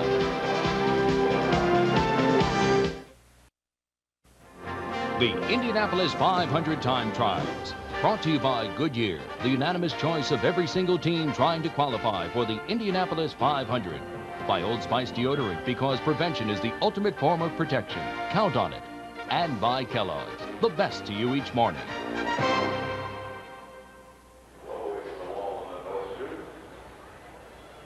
On the speedway now, Dean Hall, as he is on the first lap of his qualification attempt. 1 lap complete in this attempt for Dean Hall. Good straightaway speeds down the back at 213. I say good because so far this month his best practice speed has only been at 215 miles an hour. 205.343 miles an hour for the first lap of Dean Hall. Dean Hall used to make his living as a speed skier, which involved, and I don't know if we're seeing him slow down here, he would go to remote mountains and ski down them at up to 120 miles an hour. Faster than he's going right now, Paul. Well down below the line, and Dean Hall becomes another to wave off his first qualification attempt. Let's go to Jack Arute. Paul, I think we finally have broken the silence between Gary Bettenhausen, Darrell Sapia's crew chief, and John Menard. This is the car that they tried to qualify. This is the area on the top of the manifold of the Buick engine where the pop-off valve is placed. They have pulled that pop-off valve off. They have taken it back to replace it with another pop-off valve. See this hose right here? That's attached beneath the pop-off valve so that a driver can run that hose back up to his helmet and he can adjust the boost. That's the turbo pressure inside the manifold of the engine, so he can get the optimum allowed. In the case of the Buick, it's 55 inches of boost. All that Gary Bettenhausen could get during his warm-up runs was 51 inches of boost. That's why he pulled in. Now, here's the other part to the story, however. They changed valves this morning after the practice session. Now, that has to be a very disappointed team, Gary Bettenhausen, but he still has an opportunity if they put the car back in line and get it teched and then out to the track before the day, and it seems like there's going to be more than enough opportunity. On the track, the number 8 car belongs to Eddie Cheever out of Chip Ganassi Racing. Eddie, of course, for 10 years was in the Formula One and now is enjoying his time in the Indy cars. Let's go to Gary Gerald. Mario Andretti, the veteran of so many years, I know you're not happy with this run. A particular problem, Mario? Yeah, just from this morning, for some reason or other, I'm down more than a half an inch in boost. So I was this far from aborting the run, but I figure I'll get it in. But it's, the car is definitely capable of doing a lot better than that by itself. A half inch of boost translates to how many miles per hour here? No, probably 1.5. So we'll stand by and watch and see how Michael fares. At least you're in this show once again. Thank you, Mario. Okay. Mario Andretti, a little disappointed, to say the least, Paul. And for the moment, we watch Eddie Cheever. His top speed thus far in the month at 221.8 miles an hour. We need to take that green flag. This is a Lola powered by a Chevrolet. It's a new race car, thus far unraced this season. And Eddie Cheever is on his 10-mile run. Paul, often on the slowing down deal that we've been talking about, often after qualifying, the car slowed down a little bit, or excuse me, after practice in the morning. Practice comes in 2 different sessions. Often the track changes during that course of time. Every year we see the drivers complaining after they qualify, but all of the other drivers are studying what these drivers say so they can try to adjust their cars. Here comes turn number 3 for Eddie Cheever. Eddie Cheever working lap number 1.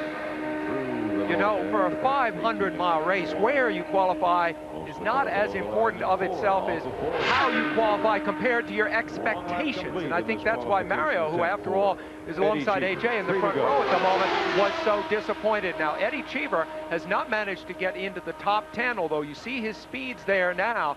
I think he has a chance of qualifying better right now than he expects to. Miles an hour. 4:1.263. Eddie Cheever, 218.113 miles an hour. First time. So that's Eddie's first lap at 218. He's down the front stretch at 221 miles an hour.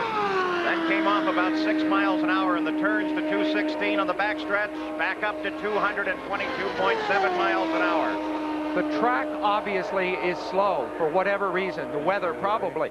This makes A.J. Foyt's performance all the more remarkable. What are the chances of A.J. Foyt ending up on the pole, Bobby?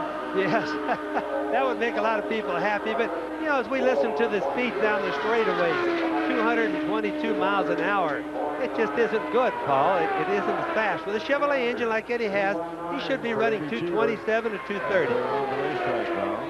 Eddie Cheever is averaging 218.5 miles an hour. That would make him the 4th fastest qualifier if he continues on this run at that rate. I think, Bobby, what's making a difference is the fact the sun is shining down on this track, heating up its surface. Foyt's early run may have been a very, very bright idea. Well, that's true, Paul, to a degree, but you know, it really isn't too bad yet. And look at the wind. There's almost no wind today. It's almost an ideal day on that. But you're right, the sun, if it hits the pavement, makes the tires a little slippery. I think we've got more of an engine problem so far. 542. Watching Eddie Cheever now. Eddie Cheever coming to the green flag, completing his final lap. He's averaging 218.5, still good for the 4th qualifying position. No, he's waving it off. They've decided not to take this qualifying run. Ken Anderson, the rest of his crew standing there, and they weren't happy with a 218.5 mile an hour run. I'm surprised. I speculate that they would have taken that speed and that something may have gone wrong. Eddie may have felt something in that lap. So as Eddie Cheever rolls to a stop, here's the way we have it thus far. And of course, this is subject to change. Bobby Rahal will be coming out next. But for the moment, it's A.J. Foyt on the pole with Mario alongside, then Jim Crawford. Danny Sullivan will be inside the 2nd row, and alongside him, Scott Goodyear. And as we suggested, Bobby Rahal will be coming out shortly, and there's a good lineup of competitors remaining.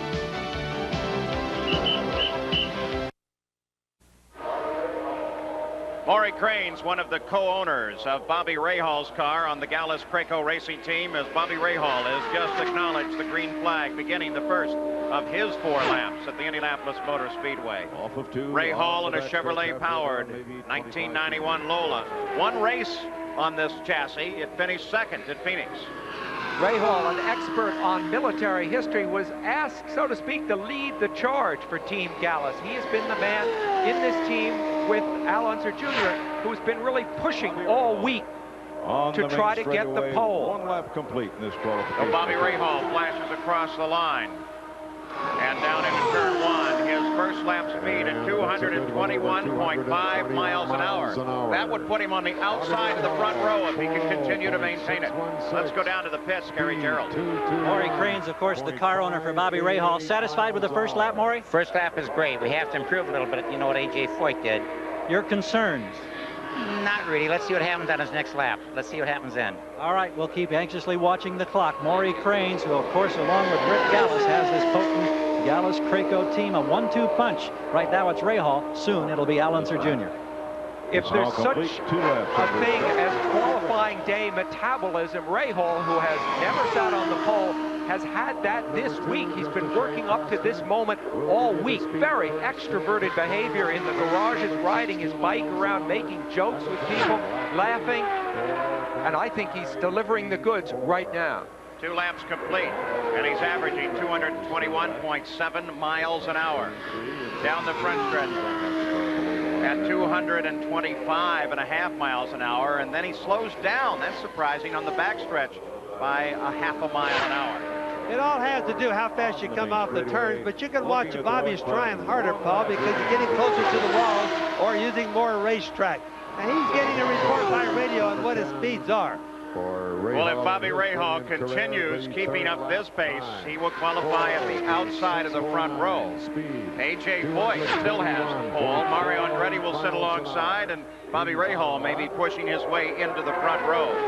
The record here for 1 lap is held by Emerson Fittipaldi from 1990 at 225.5 miles an hour. We haven't seen nearly that speed here today. Now, just a reminder, this is a Lola Chevrolet by Bobby Rahal, Paul. So Bobby Rahal, as the checkered flag comes out. 221.5 miles an hour to this point. Let's listen to the final lap average. Maury Cranes listens. 0.752 on the time. And the speed average 220.848 miles an hour. 220.848 miles an hour, the average speed. 221.4 miles an hour. That puts Bobby Rahal for the moment on the outside of the front row. Here's Jack Arute. And I'm down here with a very disappointed driver of the Chip Ganassi Racing team, Eddie Cheever. Eddie, you thought you had a pretty good run going. No, not really. The car got a little bit loose coming into 4 once, so I might have made a mistake, but I want to have another run at it later. The weather helped you make that decision, correct? Because there doesn't seem to be a problem for you getting into the back of the line. No, I think we'll have more than enough time. Everything's going along well. I hope nothing else happens, but we've been running 220s consistently, and we made some changes this morning, and the car changed a little bit, and it might turn out to be a mistake. I hope not, but we'll see. But Paul, the mindset has changed down here on pit road because of the good weather that we're experiencing. They think they can go nonstop till 6 o'clock, so a lot of guys are being a little more picky about their times. Yeah, they certainly can take an opportunity to get back in line and try it later. 13 presentations, 6 qualified. And now, another installment in our continuing series on what's new in sports, science, and technology. A look behind the scenes as sports and science converge, brought to you by AT&T. Qualifying for the Indianapolis 500 is a daunting task where this year, 88 cars are vying for only 33 spots in the race. But once a car has qualified, it undergoes an incredible transformation before it's ready for the race. There's not many pieces on a race car that don't make it go. So you're really balancing yourself right on the edge of the car. That's why we spend a lot of time in Indy and really everywhere recording setup data very, very carefully. Ride heights to 10,000ths of an inch. Camber angles on the wheels to 100th of a degree, and the same on wing angles. Using computer data recorded during practice runs, as well as the vast experience of the mechanics and drivers, the car is virtually completely overhauled to change it from a 4-lap qualifying rocket to a 500-mile endurance machine. Each mechanic has a detailed checklist of adjustments he will make to every part of the car in order to replace all of the used parts from qualifying with fresh new parts for the race. In the most dramatic change, the car's used engine is completely replaced with one with 0 miles on it. Another crucial adjustment involves changing the gearbox from qualifying standards to race ratios. These changes are designed to give the car and driver the best chance for victory. This sports science segment has been brought to you by AT&T.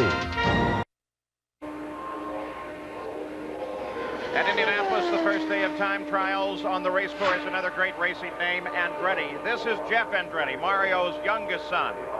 He passed his driver's test here last year, but he was bumped from the field with just 17 minutes to go on the final day of qualifying. Looking to qualify for his first Indianapolis 500. Now, Paul, Jeff is driving a Cosworth engine. It's a new 91 Lola. and it's a Cosworth engine. As I look at his straightaway speeds, he's running 221, 222. Now that is really good for straightaway speeds for Cosworth. This is the engine that has dominated the Indianapolis Motor Speedway for so many years until the Chevrolet came along. So they have not been going that fast on straightaways for the most part in the Cosworths, but he's hooked up good today. Well, Jeff Andretti is averaging 217.8 miles an hour with 3 laps in the record book. This is a car that the crew and Jeff nicknamed Lucille. And Lucille may just have put Jeff Andretti into the Indianapolis 500 at 217.632 miles an hour for the 4 laps. That's good enough for the outside of row 2. There's the Valvoline qualifying summary. The 4 laps and the average for Jeff Andretti. And Kevin Kogan now rolls out. This is a car powered by the Buick power plant. Gary Gerald was able to take a look at this new piece of power at Indianapolis. The significant challenge that's being posed by the Buick-powered race cars this year at Indianapolis can partially be credited to a significant change that's been made in the Lola chassis. For the first time in 1991, Lola has made a half-dozen chassis specifically designed to accommodate the Buick power plant. Now, those changes are very subtle in the chassis, and from any outward appearances, this car, driven by Gary Bettenhausen, appears to be no different than a Lola chassis that may have a Chevrolet, a Judd, an Alfa Romeo, or a Cosworth engine. But there are a couple of significant changes this year. One of them relates to weight distribution, better balance to the race car. The second is an aerodynamic benefit. And the engineers tell us that this car, as opposed to the car of a year ago, creates about 4% more downforce. That translates at 225 miles per hour to additional 150 to 200 pounds of downforce. For the first time now, this chassis and this Buick engine becomes an integral part of the race car. It's not just tacked on, so to speak, with a lot of modifications as we've seen in years past. And now you consider those factors, plus the horsepower advantage that comes from 55 inches of boost for the stock block production engine versus 45 inches of boost for the purpose-built racing engines of Chevrolet, Judd, Cosworth. You can see why the Buicks have really made an impact thus far in the month of May at Indianapolis.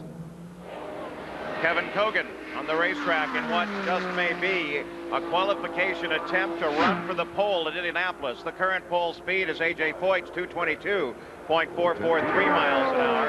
Kevin Kogan has practiced with this car at 226.677 miles an hour. He did that on Thursday. Foyt ran in the cool of the day. But, Bobby? Boy, did you see him when he went out there, Paul? He was way out of the groove. Now he's pulling in, so obviously he's got some sort of problem. He came awful close to hitting the wall right there. Coming to the end of a second lap in qualification, and Kevin Kogan rolls to a stop, waving off his qualification run. He was not satisfied. ABC Sports coverage of the Indianapolis 500 time trials will return after this message and a word from our ABC station.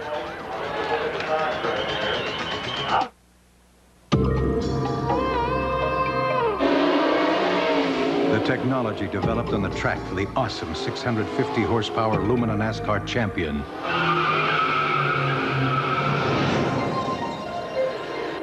goes into cars like this. The new 200 horsepower twin dual cam V6 Lumina Z34. Sorry, decals not included. Z34. Powerful proof more people are winning with the heartbeat of America. Tuesday, You're gonna love this. Michael meets his muse. Oh. You got your patriotism, and if that's not enough, 30-something. Rocket's red glare. Tuesday.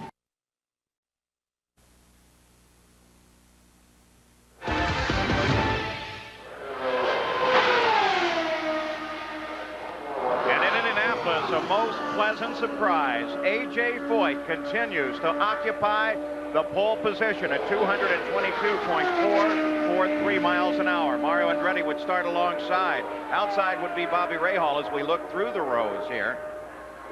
And on the track is Tony Bettenhausen, ready to start his qualification run. But A.J. Foyt is a whale of a surprise, and he may have benefited Bobby Unser by the fact that he went out early in the day. The track's getting hot. Often that happens, Paul, but he did a good run in spite. During practice, Foyt had been like up to 223, and so the 222 that he qualified at, considering everybody else's loss, I think is a heck of an achievement. The surprise is that Kevin Kogan waved off a run in which he was substantially faster than Foyt. Well, he was faster than Foyt, Paul, in the turns, and Foyt was running. So it's a little strange, but we did watch Kevin jump clear out of the groove one time, his car did. It looked like he was going to hit the wall. He might have felt that was enough to cost him a chance. And because we are now more than halfway through the line of those that drew for qualifying at the close of business here yesterday, there's a very good chance that adjustments can be made and they can get right back in the qualifying line and still make a qualification attempt before this day is out and thereby still make it on the pole. It's the mechanics' time to get out there and do their duties, figure out what's wrong, change the cars a little bit. And we have good weather we're looking at today, so they should be able to go all the way till 6. The first lap at 215 miles an hour, but already he's slowing down. You can see he's over in the middle of the stretch. So another one waves off. And that's a Chevrolet engine that Tony has. He's always had the Cosworth engines in the past, and Chevrolet let him get the engine. He's on their lease program now, so he's very disappointed in 215. And there's little Al Unser Jr. as he pulls the helmet on. He's coming up in a few minutes. Michael Andretti is next in line, already strapped into the cockpit and prepared for his qualification attempt. Michael's seen his father run, wasn't particularly happy with the way the car was set up for his father. It put his father, though, alongside A.J. Foyt in the center of the front row, and Michael has climbed into his backup car, hoping to find some extra speed out of it when he finally rolls out on a qualification run. So we've seen some very surprising things here thus far. 16 presentations, 13 actual attempts, 1 contact with the wall when Randy Lewis got into the wall, but he's not injured. The car badly damaged. 7 cars thus far are qualified. That's 2 full rows and the inside of the 3rd row. The slowest qualifier to this point is Scott Goodyear at 216.7 miles an hour. And of course, A.J. Foyt at the moment sits on the pole. In qualifying, the mental strain is largely self-imposed. You know, really, there's no reason to go out there and do anything less than the very best that you possibly can. The Andrettis are perfectionists. They put that pressure on themselves. Young Michael Andretti, who next year is reputed to be going to Formula One, but this year it's Indianapolis. We asked him, could you possibly in any way describe the kind of sensation that a driver feels on the Indianapolis Motor Speedway down the straightaway at 225 miles an hour? When you're doing 225 at Indy, you have a good handling car, and it's easy. You know, it really is. Considered, I mean, compared to the guy that's going 215, 216, who's really struggling, he's the one that's scaring himself to death. So, you know, I think it's a bit exaggerated.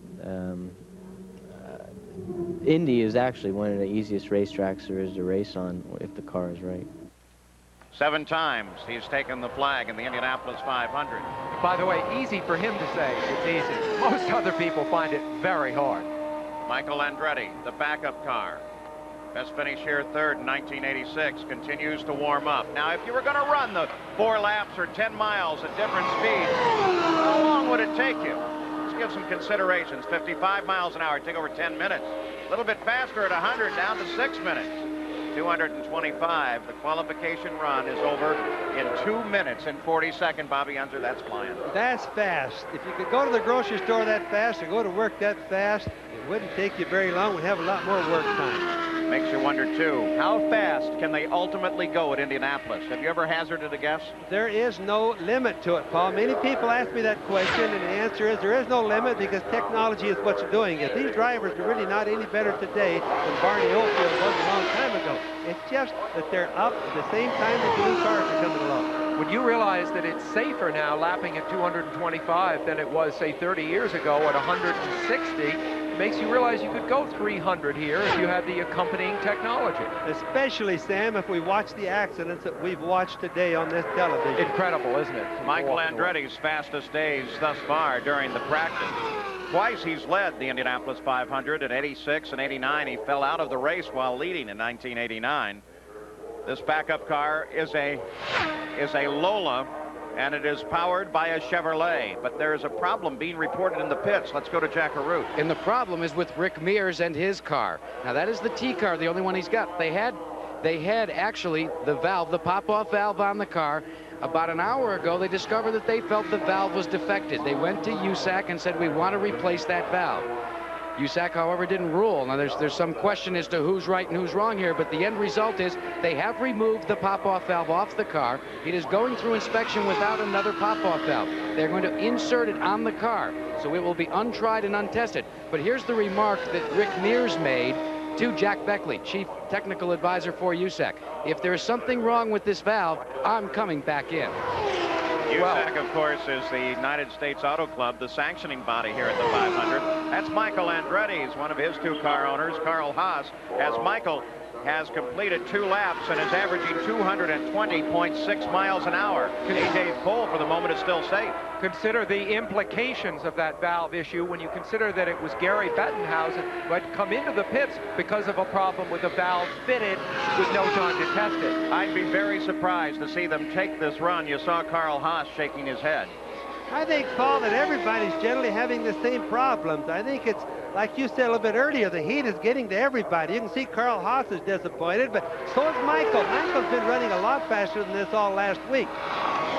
If he take the run, then it would be a possible 4th fastest qualifier today. I'll tell you, A.J. Foyt is not disappointed by what's going on here.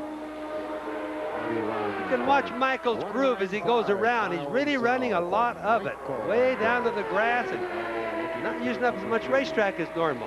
3rd lap at 221.1 miles an hour. And it looks like Michael is going to try to stay on it to complete the qualification run. His average speed to this point, 220.8 miles an hour.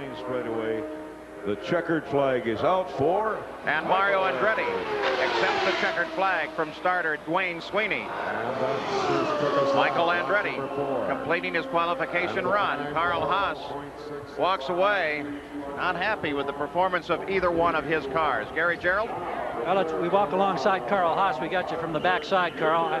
We saw you shake your head. You disappointed with this? Well, a little bit, yeah. We were hoping we were going to go faster.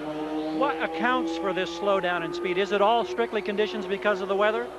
Well, I don't really know. I haven't spoken to Michael yet. You know, he ran quite well this morning. We were really getting some good speeds, and might be the weather or the conditions have changed, the engine, and I don't know. I haven't spoken to him. All right, thank you for your insight, Carl. Carl Haas, one of the car owners. Let's check in now with Jack Arute. Well, we're here with Rick Mears, who's having a quick conference with one of his crew members, and as soon as he's done with that, we're going to try and get a word with him. First of all, Rick, you've been sitting and you've been watching all of this, but now we discover that your car does not have the pop-off valve on it. You're going to make a replacement, or you're going to run the one you had in practice? What's the story here? Oh, no, there really isn't anything. They wanted to take a look at it, or whatever the case is, and they just checked it and make sure everything was right. They put it on their machine and everything's good, so it puts it back on the car and going. I don't know, they waited too late to pick it up in line or something. I don't know what the foul-up was. I just came out. But it's tough. You got to have that in the back of your head, especially when you realize that Gary Bettenhausen has already had a major valve problem. He was off by 4 inches of boost. Well, you know, the day's different, and we've run into that before. It is quite a bit different. Last year, I dropped quite a bit between now and qualifying, or between Thursday or day before and qualifying. And it can happen with this, and I think that's catching a lot of people out. So we're just going to wait and see. The first time ever in your driving career you crashed a car here at the Indianapolis Motor Speedway yesterday. You went down for a quick checkup, you came back here, and you turned a terrific lap at this morning. How are you feeling? Oh, we're fine. Really, I mean, the bruised foot, and if it wasn't for the bruised foot, I wouldn't even know what had happened. Everything else is just, you know, great. Paul? Rick Mears still smiling after that confrontation with the wall yesterday. A huge crowd here at the Indianapolis Motor Speedway for the first day of time trials. And on the track, none other than the defending PPG champion Al Unser Jr., but he is pulling back into the pit area. Did not take a flag, and so Al Unser Jr. is going to pull back in. What do you think, Bobby? Well, Paul, you got to remember, they just put a new engine in that car, so that could be if they have a problem, they just want to bring it down and check it. Let's go to Jack.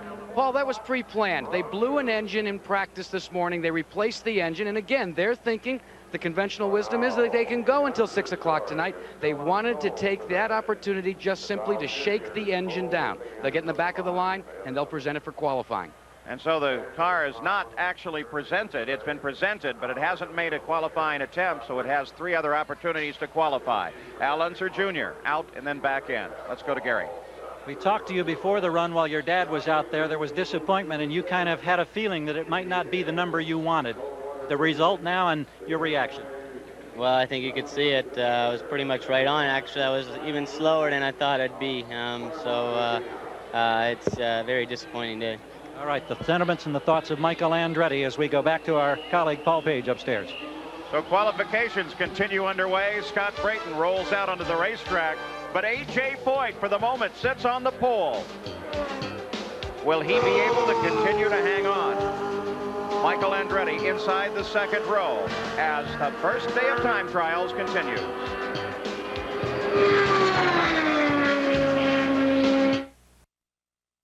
Birmingham needs to fire up its offense to stay in the playoff hunt. They travel to Frankfurt to tackle the Galaxy in the World League tomorrow on ABC Sports.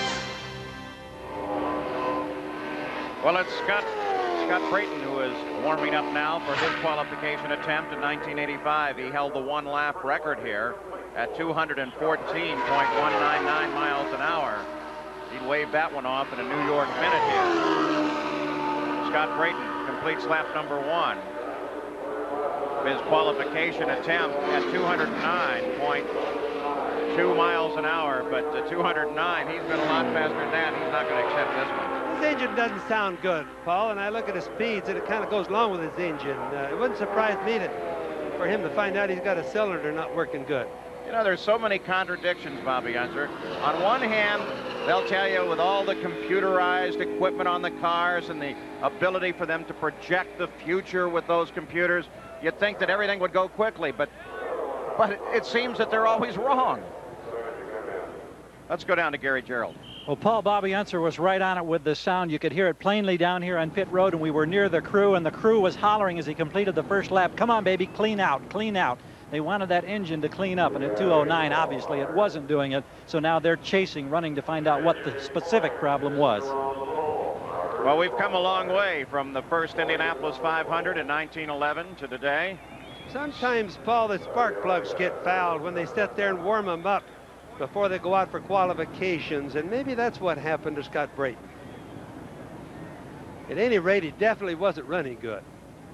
Well, Rick Mears sits. His crew chief, Richard Buck, has a final conversation with him as the crowd anticipates the possibility that A.J. Foyt will be bumped off the pole. And at the same time, Rick Mears may set an unprecedented number of pole positions. Rick Mears is coming up. And Al Unser Jr. will be back in the line. Emerson Fittipaldi is there. We'll be back. He's the hottest driver in the world. Two-time defending champ Ayrton Senna will try to win his 3rd straight Grand Prix of Monaco. Tomorrow on ABC Sports. Rick Mears begins warming up. The last time that A.J. Foyt sat on the pole for an IndyCar race was at Pocono in 1981, 10 years ago. At the moment, he's on the pole. This man could take it away from him. He knows Indianapolis better than any other driver and is totally adept at qualifying here. Yesterday in an accident, but now back out in the backup car. We asked him, when you're going around the Indianapolis Motor Speedway, when do you know you finally hit your limit? Well, you test it. You know, you've been here a week, so, you know, hopefully you know where the limits are by then.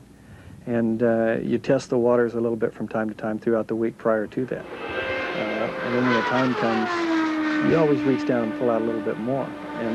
But you have to know how much you can pull out and get away with it. And that's just seat of the pants. And it's basically trial and error throughout the week that you learn where those limits are. 5 times more than any other man, Rick Mears has sat on the pole, trying now to give his car owner, Roger Penske, his 10th Indianapolis 500 pole. You know, Paul, I think for oval tracks, without doubt that Rick has got to be the best qualifier that there is. In the race, he's probably the most cunning that there is. Bobby, you speak of the best qualifier. Of course, he's had the pole 3 out of the last 5 years, but this running's so different than those others. The others came at the end of a long week of confidence building, of trial and testing. Of course, yesterday he had this huge crash at about the middle of the afternoon, and he has not really done very many laps. in this backup car, and the question of what exactly went wrong and threw him into the wall. You see his wife Chris there, and I know they must have thought a lot about this last night. That has not been resolved, and yet right now he must gather it all together to make this run. Rick Mears down the backstretch on his first lap at 226.8 miles an hour. Now remember, Paul, 226 is fast. And it's over 223 miles an hour. 223.447 miles an hour. If he can maintain that pace, then he will take the pole away from A.J. Foyt. Rick Mears on the front stretch at 227.8 miles an hour. Through the first turn down to 221.4. Off the second turn at 220.4 miles an hour. Same pattern as before. Whatever doubts he may have had about the machine or about the valve or many other problems that they have had in the last 24 hours, he's put all that behind him. He is concentrating 100% on this. From yesterday afternoon's devastation. Still faster, over 224 miles an hour. 223.8 miles an hour is the average. The second lap up to 224.2 miles an hour. There's the two-lap summary for Rick Mears. Pretty much the same. So Rick Mears is in the process of trying to take the pole away from A.J. Foyt. Foyt qualified at 222.4. He really has a good line, Paul. He's getting into the turns real wide, cutting down real close. Look how wide he is getting in. This guy cuts right down the white line in turn one, right out really close to the wall. 0.11 Sullivan, the turn speed, 224.344. The average speed to this point, 224.003. That's the average of the 3 laps. The last lap for Rick Mears at 224.3 miles an hour down the backstretch. 227 miles an hour down to 221 for the turns. He scrubs off a bit more and then picks the speed up as he comes onto the front stretch, completing a qualification run.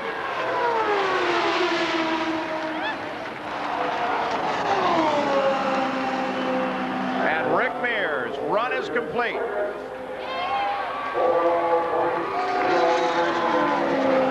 The final lap.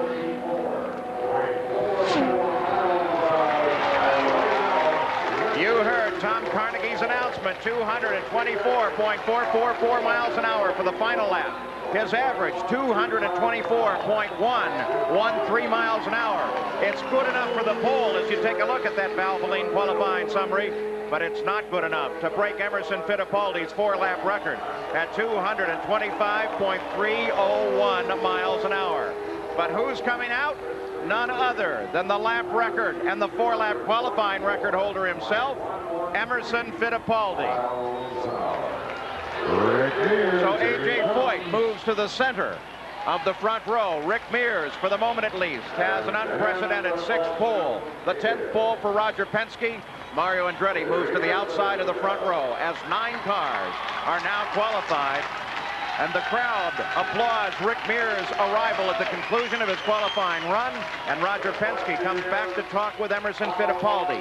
No doubt on the cool-down lap, Bobby Unser, Rick Mears has radioed some information to Roger that he might be able to use to help Emo. That's one of the advantages of a team effort. They don't lie to each other. They try to help each other out. And another thing about Fittipaldi, he's come a long ways. He's one of the best oval track drivers I think I've seen in many years. Well, Fittipaldi has had the fastest time of the month so far. A shade faster than Rick. You see him there.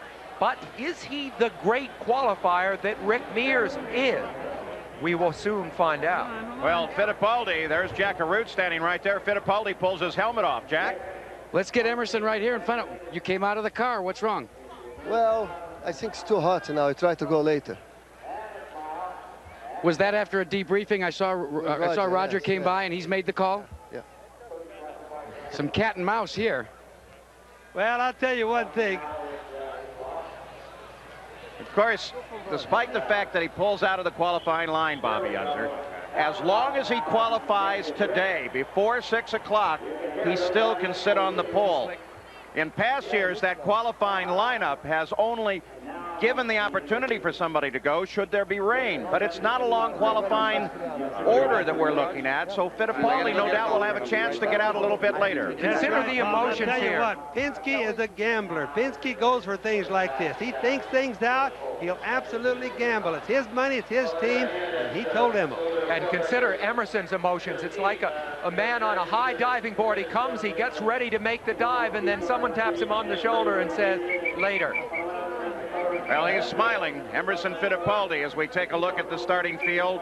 It will be Rick Mears on the pole. He's doing the interview now for the giant public address system here. It'll be Rick Mears and A.J. Foyt and Mario Andretti. That makes up the front row. In the second row for the Indianapolis 500, Bobby Rahal, Michael Andretti, and Jim Crawford. And the third row will consist of Danny Sullivan, Jeff Andretti, and Scott Goodyear. Those are the 9 that have qualified to this moment. But of course, anything could change. The day is not nearly over yet. Now, something else that might happen. They've seen Emil pull out all the other teams, all the other drivers. This is going to cycle them an awful lot. They're going to start thinking about this. It's good, mean, Paul, that not too far from now, after a couple more guys try it, that the track will shut down for qualifying, go back to practice. They'll wait for the day to get cooler and then come back out. So let's see what the other guys think. Let's go down to Jackaroo. Well, you see the discussion continuing here, gentlemen, on pit road. Emerson Fittipaldi and Rick Reiderman, and they're talking it over. One of the things that's happened is it's 93 degrees outside here. And let's go to Rick Mears right now with Gary Gerald. And indeed, as he acknowledges the plaudits of the crowd, this has got to be a big burden after what you went through less than 24 hours ago, now lifted from your shoulders. Well, it is, to a point. I mean, you know, we're in the show here, and, you know, we had a fairly decent run, and, you know, we'll see if it'll hold up or not. You know, nobody knows, but we're tickled. The guys did a tremendous job with the car. Your teammate Fittipaldi is now elected to wait until conditions are better. You have to sweat it out a bit. Well, yeah. I mean, it's obviously this isn't ideal conditions. Maybe we should have waited also, but I just wanted to go ahead and get out there and run and get it over with and get it in the show and get going. We've had enough excitement for this week. All right, the sentiments of the man known as the Rocket at the Indianapolis Motor Speedway. Paul? Rick Mears, for the moment, enjoys the limelight of the pole. Now, we'll be back again tomorrow. Plenty of action left to go today, but tomorrow also we'll be here with reports on the time trials. 4 o'clock Eastern, 3 o'clock Central and Pacific. Well, it's hot out there at the Indianapolis Motor Speedway. Rick Mears has the pole for the moment, but Emerson Fittipaldi, Al Unser Jr., Arie Luyendyk, John Andretti are all waiting to qualify, and all are very, very capable. We'll be back with more. ABC Sports coverage of the 500 time trials will continue after this message and a word from our ABC station.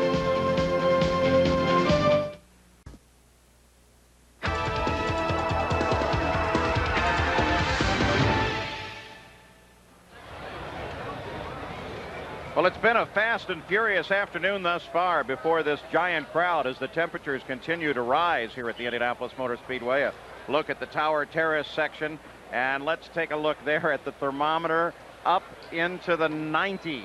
Bobby Unser, that means that the tires aren't adhering well and that the engine isn't carbureting well. It just kills the engines, Paul, and of course it hurts the tires, but the sun, like you mentioned earlier, getting on the pavement hurts the tires. The heat that you see on that thermometer, boy, that's the engine. Let's go down to the pits now. Here's Jackaroo. Well, let's try and finish our conversation with Emerson Fittipaldi. Emerson, you can tell us firsthand what the high temperatures, the ambient temperatures, can do to a race car. Well, I think first thing you lose some power on the straight. The engine doesn't work as good on a cold day.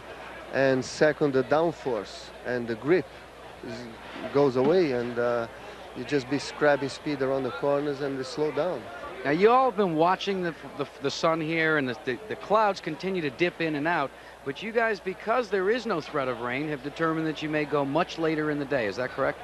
Well, that's what Roger is planning to do. I agree with Roger. I mean, I was ready to go, and Roger come running from Rick after Rick's beautiful run, and they say, well, Emerson should try late afternoon. Some of our good competitors are back in line, and I think we should make the same move. Now, you've been over 226 miles per hour, though. Could that have precipitated the decision by Roger Penske to maybe gamble with your run now that he's got one car in pole potential? I think Roger feels more comfortable doing that after Rick's strong, solid run. I mean, Rick had a beautiful run, and I think Roger said, well, have the Emerson try later. So it puts the burden on you now. Well, it's good. I can have some more sleep now and come back stronger later. That's what people don't realize. You know what this guy does until about 5 minutes before he's supposed to get in the race car? Where do you go? What do you do? Well, I try to relax, and you know, Jack, it's very difficult. So much pressure in Indianapolis to qualify. And I think sleep is a good way for me to relax, and now I can have a quick nap before coming back again. Let's check in with Gary Gerald right now for another story. Well, this was a great story a year ago, of course. Arie Luyendyk won this Indianapolis 500. You were in position, ready to go up for a qualifying attempt, made a decision, however, to go back into this pooling area. You've broken the line. Why was that decision made? Well, it's still quite early in the day, so we've got a couple of hours left, and it's just a little bit too hot for us right now. We feel we can run better with some cloud cover, so we're just waiting for that. It might not come, but we feel it will come. Have you had an opportunity to run under these type of conditions at any time this week thus far? It hasn't been this hot this week, so it could be a surprise to us too also what the car does. So we don't want to be surprised, and we want to take a chance on waiting a little bit and getting some cloud cover and then just running under the conditions that we've done most of the week. Tough on the nerves at all? No, we got time. That's a defending champion talking down here, Paul Page.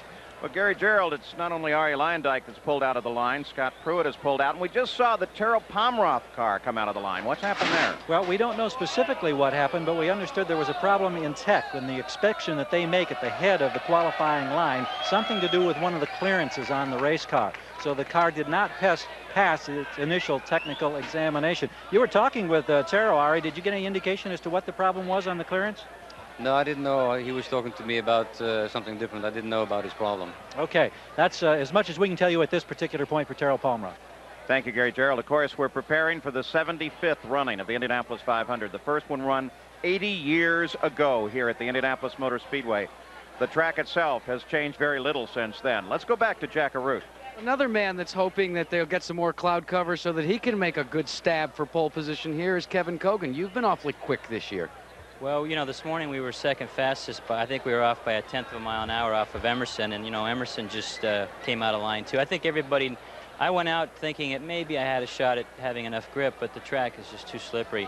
I went into turn 1 and 2 and was flat out, and went into turn 3 and went right out of into the gray area, so I decided I'm going to give it a shot later. Now, you've had the opportunity, unlike many drivers, to drive a Chevrolet, drive a Cosworth, and now to drive one of these Buicks. Can you discern any major differences between those three power plants? No, it's the Buick is a good motor. I think it's competitive with the Chevy, and I mean, it has a real shot at pole today. That's why I pulled off. Now, we know the story behind Gary Bettenhausen's wave off, of course, the problem with the pop-off valve. Does that give you any cause for concern? No, that was totally different than my situation. I just, you know, the car, we're so close to pole position that it's kind of dumb to not give it a shot. Paul? Well, Kevin Kogan, certainly one of those names that you can add to the list of the possibility of sitting on the pole before this day is over. A.J. Foyt had it first. Rick Mears has it at the moment. Now, they've changed these cars substantially since the first race 80 years ago. And our Jack Arute takes a look at the evolution of the Indianapolis car. Innovation has been part of the 500 since Ray Haroon won the first race in 1911 in a car that carried only one man. I figured I could save weight and get more speed by riding alone. The job of the mechanic in those days was to watch behind and notify the driver when other cars were trying to pass. They claimed that it'd be dangerous for me to ride alone, so I rigged up this little gadget. This, Mr. Reed, is the first rear vision mirror.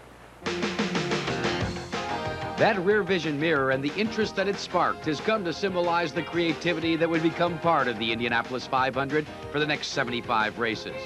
By the 30s, the cars were specially built for Indy. Aerodynamics had yet to become part of the Indy vocabulary, but teams had their tricks. Some teams applied talcum powder to their cars, thinking it would make them slicker and quicker. In '61, a successful rear-engine car was introduced, allowing cars to go faster in the corners and focusing attention upon the potential for more speed. Within 2 years, the tires also changed, widening steadily to give the cars better grip. By the late 1960s, the search for cornering force and speed led to spoilers. And eventually, full wings were fitted both to the front and rear of each car. With the wings and tire changes, speed surged 25 miles per hour in just 2 years. In the 1980s, designers reconfigured the bottom of the car to create suction between the car and the road. Speeds jumped again to 220 miles per hour. How about the car of tomorrow? Sam Posey had this idea. Instead of sitting, the driver is lying head first, lowering the profile of the car a full 30%. He steers with a stick like a fighter pilot. But how does he see? A periscope looks back and front, and the data appears as a heads-up display upon his visor. What do present-day designers and drivers think of Sam's vision of tomorrow? Well, I think you probably have a problem getting a driver to do that. But from a car point of view, that'd be just fine. You know, from an engineering point of view, that'd be just fine. Aerodynamically, it's definitely a solution to get less drag. But I don't know about controlling the vehicle. It could be quite difficult. I think what you will see in the future is smaller cars. But I seriously doubt that the driver's head will be the first thing that goes into a wall and there's a mistake. If this was the way it were going, I'm glad I'm getting near the end of my career. Well, my concept is based on the law of physics that says that the faster you go, the more wind resistance matters. Aerodynamic drag increases as the square of the speed. I reduced the frontal area of the car by 30%. At today's speeds, this means about 25 miles an hour speed increase, top speed. This car would go 265 miles an hour and lap at about 250. And I think Eddie Cheever would drive it, frankly, if he knew it could carry him to victory here at Indianapolis. I don't think you have a chance in the world of getting anybody to drive that car. Eddie Cheever now enjoys the warmth of the Indiana afternoon sun, and Gary Gerald is right there. Eddie, you were out there initially. Now you're back, ready to give it another shot. The problems the first time around, and your thoughts now as you get ready for the second. Well, when I ran, the track was a bit greasy, and I wasn't doing that good at times. I was only doing the high 18s, and I've been doing 20s all month, and I thought it was best to wave off. But now we're right back at 9 again, and it seems to have gotten hotter and greasier still, so I'm right back to square one. I kind of wish I just continued and not stopped, but I'll play cookie crumbles, I guess. Who makes the decision to go now or to wait later in the day? Is that you or is that the team? No, it's a group decision, obviously, that's made. But when I'm out on the circuit, I have to make it whether I come in. It was my decision to come in on the first time. All right, we wish you well this time out. Eddie Cheever contemplating his thoughts. He wishes to be cool rather than well, Paul. Well, here's the way they line up for the moment with 9 qualified. The front row, Mears, Foyt, Mario Andretti, and the second row, Bobby Rahal, Michael Andretti, Jim Crawford, Danny Sullivan will start on the inside of the third row, and then Jeff Andretti and Scott Goodyear. Those 9 have qualified. There have been 20 presentations at the line and 16 actual attempts, but still to qualify. Take a look at some of these names. Will Rick Mears continue to hold on to the pole? Don't forget Kevin Kogan is in this list as well. There he is. We'll be back with more from Indianapolis.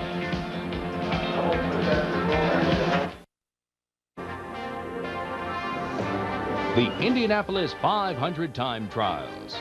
Brought to you by Chevy Trucks. More people are winning with the heartbeat of America. And by the big taste of Miller Genuine Draft Light. Big draft taste comes to light.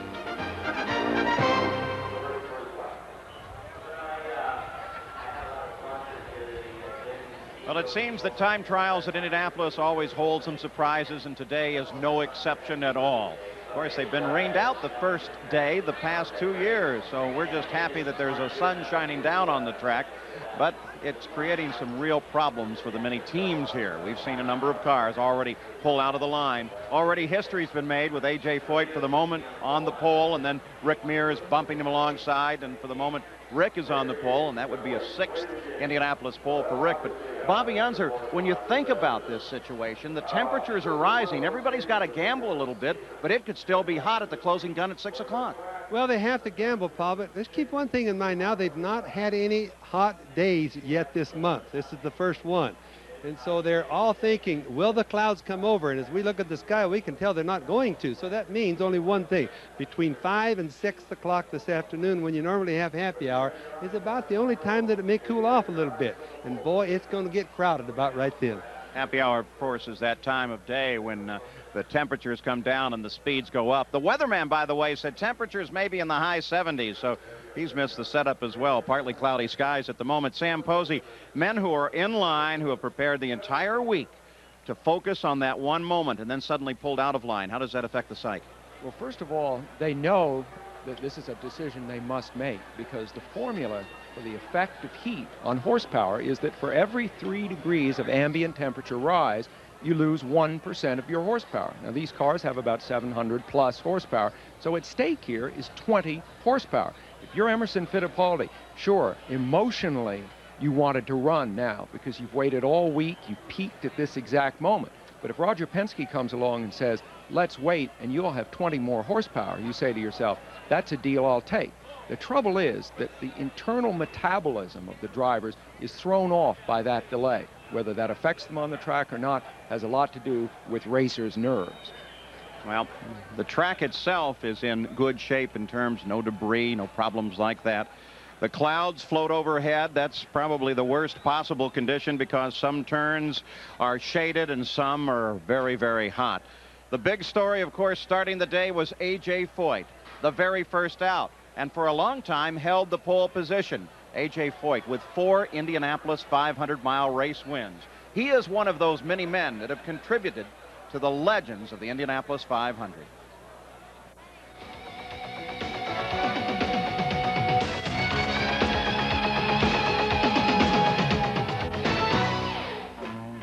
When the gates opened for the 1961 Golden Anniversary 500-mile race, a most unusual creation rolled down the pit road. At the wheel was Australian driver Jack Brabham, and the engine was located in the rear. It was designed by John Cooper. The Cooper Climax was a radical piece of machinery. He would start inside the 5th row. The pole sitter Eddie Sachs and Jim Hurtubise would race wheel to wheel into the first turn. Hurtubise would gain the upper hand and lead for the first 35 laps. At the 125-mile mark, Eddie Sachs would lead for 6 laps, but then had to make a pit stop. The Dean Van Line's crew went to work, servicing his car in a fast 26 seconds. No power wrenches or high-volume fuel here. Nor was there the precision of the modern-day 12-second pit stop.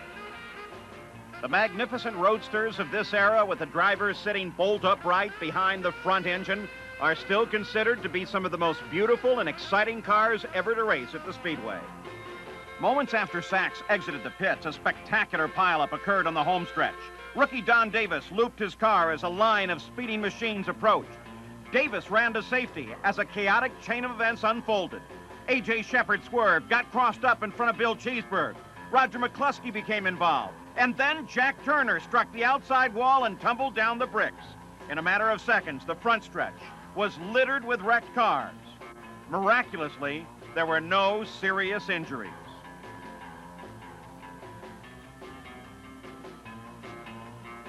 When the green flag flew once again, Sachs, who had never finished a 500 in 4 previous tries, forged back to the front as his wife Charlene kept a watchful eye. Into the pits for the final scheduled stop. Sachs gives young A.J. Foyt the lead. But Foyt, also a 4-year veteran, had yet to make a pit stop, and the crowd felt that the race would go to Eddie Sachs.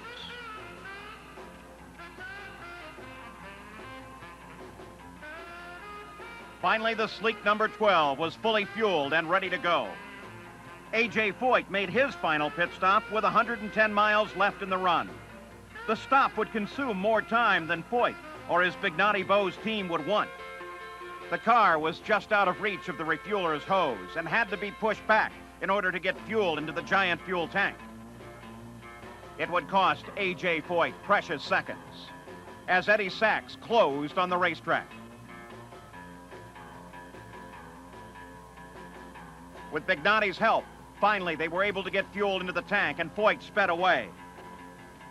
Then Eddie Sachs hustled past A.J. Foyt as a terrific duel for first place develops. In the pits, they could only watch. George Bignati keeping track of A.J. Foyt's screaming roadster. Finally, Eddie Sachs breezed into the lead. And then, while virtually in the shadow of the checkered flag, he came into the pits, his right rear tire wearing thin. Foyt raced to the lead with 3 laps to go as Speedway President Tony Holman saluted the brand new champion. A.J. Foyt would wheel his car into the cherished confines of Victory Lane for the first time, winning the 1961 500-mile race. It was his first win on pavement. Later, it would be discovered that Eddie Sachs had plenty of tires to finish the 500. Foyt would go on to win 4 times. Eddie Sachs would never score a 500 victory. A.J. Foyt's image on the Borg-Warner Trophy, the symbol of victory at the Indianapolis 500. He is the only man to win in both a front and rear engine car at the Indianapolis Motor Speedway, and of course 4 Indianapolis 500 wins. Let's go down to the pits in Jack-a-Root as we continue to watch the Penske team. And we have caught up with the man that made the decision to pull his driver, Emerson Fittipaldi, out of the line, and that was Roger Penske. Roger, you had to sprint up from the photo area. Well, I really wasn't quite sure. I wanted to talk to Rick, and then I asked what Londike had done. They said he had pulled, and I saw Al Unser had pulled. So, you know, we've had cars that could run competitively for the pole. Rick was in with a 224. I was going to flag him if he was under that. So basically the decision was, let's have a car that at least can compete with the 2 Buicks and the 2 or 3 other cars we think that can beat us. Are you a little bit obsessed by the Buicks, by their competitiveness? Do you feel the pressure to reestablish the superiority of the Chevrolet? Well, not really. They've done an excellent job this year. I think they've got a car that's fitted to the engine. Kogan, you know, is no slouch going around this racetrack, and Gary Bettenhausen also. Certainly Londike, you've got to consider him as a potential pole winner also. So to me, it was a strategy that we decided we would do. I'm not concerned about what engine they have. We want to see the Chevy win, obviously, but today we're worrying about our team. Well, anybody that wonders if Roger Penske doesn't call the shots, just watch what's happening today. Well, they're gamblers at the Indianapolis Motor Speedway today, and Chip Ganassi with his driver Eddie Cheever has decided, let's not wait any longer. We think the temperature will remain high throughout the afternoon. So Cheever is now suiting up and preparing for a qualification attempt. Now, don't forget, coming up next, ABC's Pro Bowlers Tour. The high rollers take aim at the $125,000 Fresno Open. And then later today at 4:30, 3:30 Central, ABC's Wide World of Sports presents former world and Olympic champions as they go for the gold at the World Professional Gymnastic Championships. Plus, the American Championship Racing Series continues with the Pimlico Special. And of course, we will have live reports right to the end of the first day of time trials at the Indianapolis Motor Speedway. So Eddie Cheever climbs in the car. He will attempt to qualify, and we'll be back to watch that run.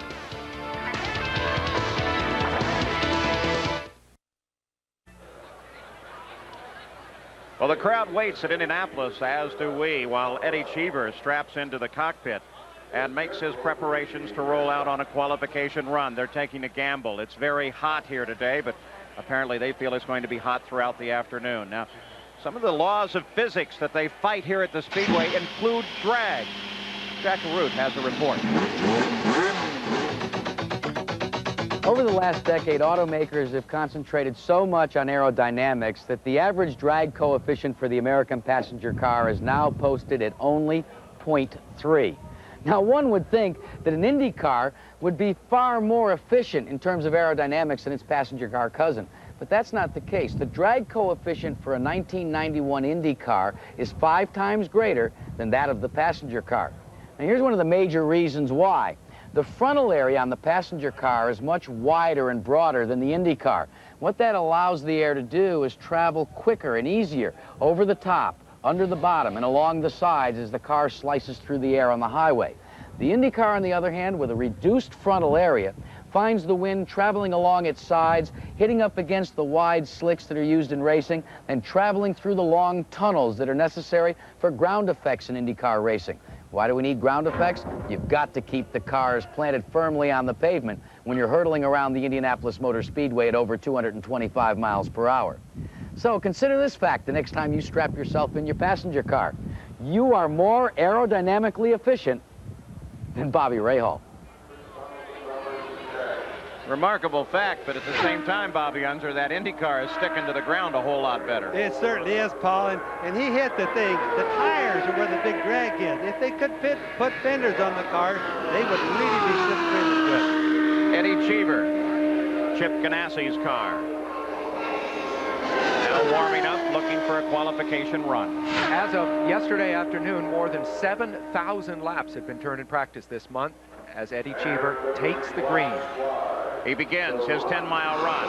Eddie Cheever looks down into turn 1. This is a 1991 Lola. It's never been raced, powered by a Chevrolet. Now let's look at his line. He went way low, real close to the wall. In that turn, he's got a good line down the back straightaway now. Comes down a little bit, Paul, which is normal. Here's Eddie Cheever. He's not been here an awful long time. He's a very good race driver. Fastest speed so far this month, you saw it there, 221 miles an hour. Down the front stretch at 222.1, fell off to 213 in turn 2, so his average is going to be somewhat below that. I'm sorry, Paul. This gamble may not have paid off, Bobby. Well, he saw as he came out of the turn, the car went towards the wall just a little bit. It is almost 218 miles an hour. And then a little bit slower than his first just as attempt. soon as he got near the wall, he had to whip it back a little bit. Now that hurts straightaway speed, Paul. 217.817 miles an hour, Eddie Cheever's first lap. Already, he's almost complete with his second lap at the Speedway. Down the front stretch at 222.1, the back stretch at 222, but he fell off in the turns to 214 miles an hour. Now we can look at his run as opposed to Rick Mears' run. This is a Lola car, brand new Lola, whereas Rick had a Penske. You can see they both, look how close he gets the wall. That's very similar to Rick Mears' run. Down about the same place in turn, watch out here. Very close, he looks identical to Rick Mears. The second lap at 217.723 miles an hour. He's averaging 217.7. Eddie is fluent in Italian and French as well as English. Let's go down to the pit. Here's Jack Arute. And Chip Ganassi is controlling the yellow wave-off flag this time around. Chip, are you going to make this one stick? I don't know, Jack. We're sitting here. I'll time him when he comes by. We'll see how he's doing. We got one more lap. We'll take it from there. Well, this is the process right now. As Ganassi goes by. Faster, 218.2. I think we're probably going to take it. Well, the Ganassi team's doing well, so he says he's going to take it for Eddie Cheever. Early in the day, Cheever's 2 laps that he ran and then waved off were at 218 miles an hour. His last lap at 218.2 miles an hour, and his average 217.9 miles an hour for Eddie Cheever, last year's Rookie of the Year here at the Indianapolis Motor Speedway. He started 14th, finished 8th. Kind of ironic, Chip Ganassi was a race driver, to the people that don't know. He used to be out here and have people making these decisions for him. Now he's making them for his team. And the checkered flag flies for Eddie Cheever, who has now completed a qualification attempt and is qualified for the Indianapolis 500. He becomes the 10th qualifier in doing so. And there is the Valvoline qualifying summary. His 4th lap at 218.7 miles an hour for a 4-lap, 10-mile average. 218.122 miles an hour. So Eddie Cheever has completed his qualification run. ABC Sports coverage of the Indianapolis 500 time trials will return after this message and a word from our ABC station.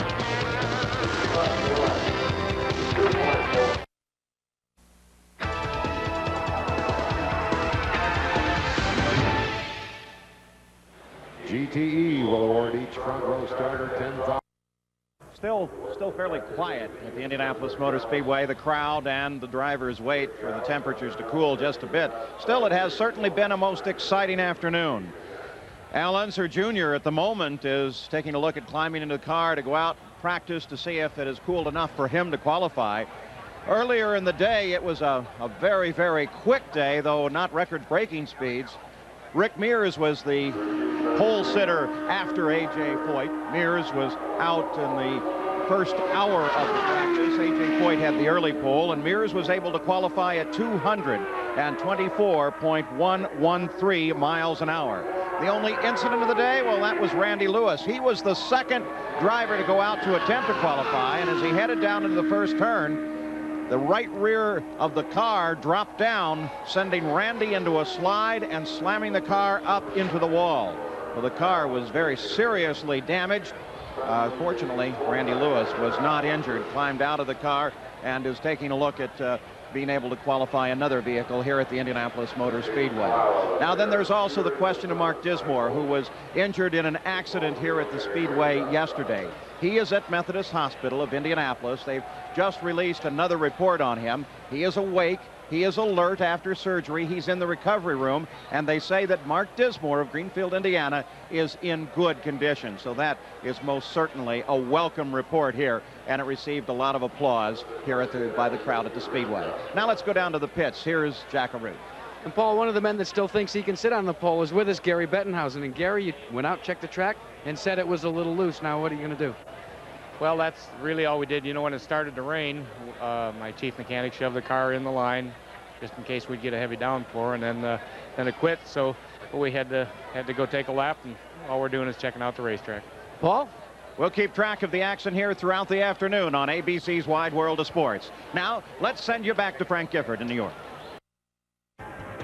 Well, Frank, here's a live look down the back straightaway at Indianapolis, where it has been raining for some time off and on. And to give you a comparison, while it was raining on the back stretch, over on the front stretch, Roger Penske was talking on his two-way radio and in a sunshiny area of the pits. But we've been treated to nature's fireworks as lightning strikes have hit all across the grounds. The rain cutting right across the fourth turn, and Emerson Fittipaldi may have gambled and lost. There seems to be little chance that he will get out and make his run for the pole today. That comes after waving off an attempt earlier. Here's the way the front row shapes up. It'll no doubt stay this way. Rick Mears, A.J. Foyt, and Mario Andretti. There is little chance anyone will qualify for the pole yet today. Well, the track is now open for practice for the first time today since qualifications began. We'll be back with more from the Indianapolis Motor Speedway right after these messages.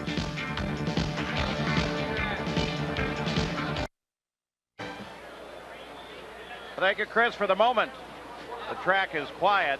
Mike Groff went out and took a couple of laps. I think everybody watching to see how his car would fare on this now very hot racing surface. But for the moment, while practice is available and anyone that would want to could go out, no one is elected to head out onto the 2.5 miles at the Indianapolis Motor Speedway.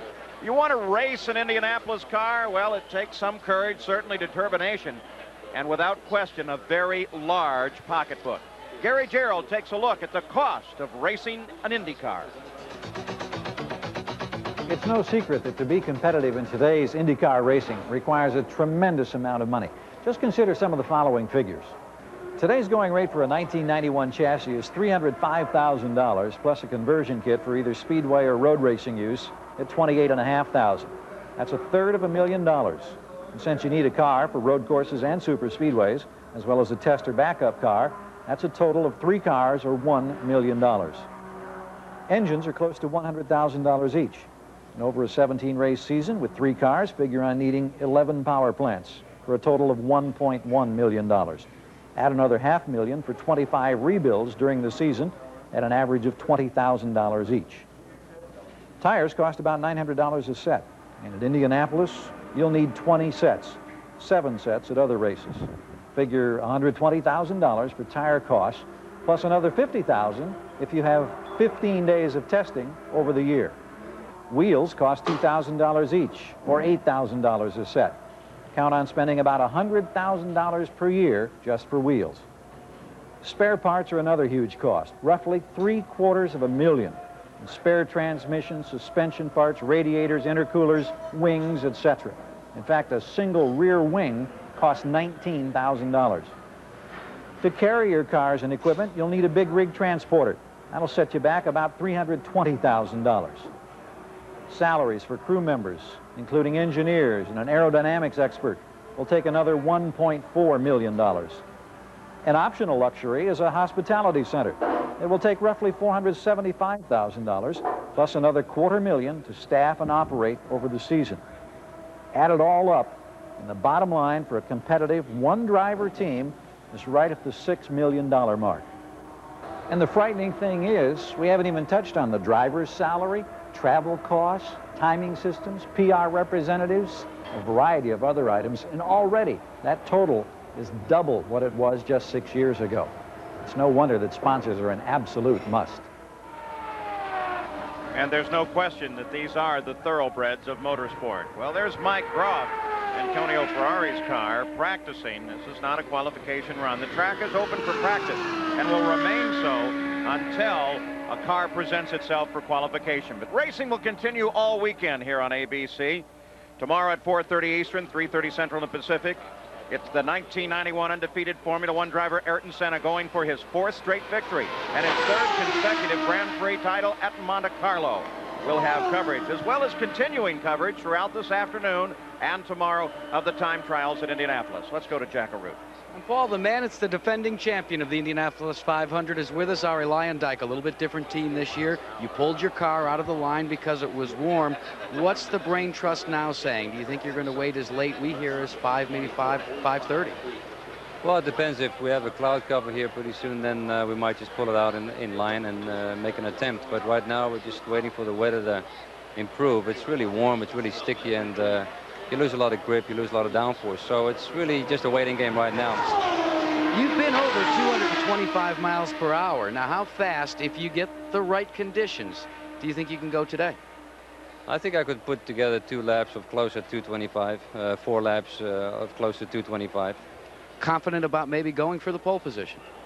Well, that's why we pulled it out of line. Paul? Arie Luyendyk, last year's winner of the 500. We continue the celebration of 75 races at Indianapolis. The very first race 80 years ago, the 1911 Indianapolis 500, as we continue to look at legends of the Speedway.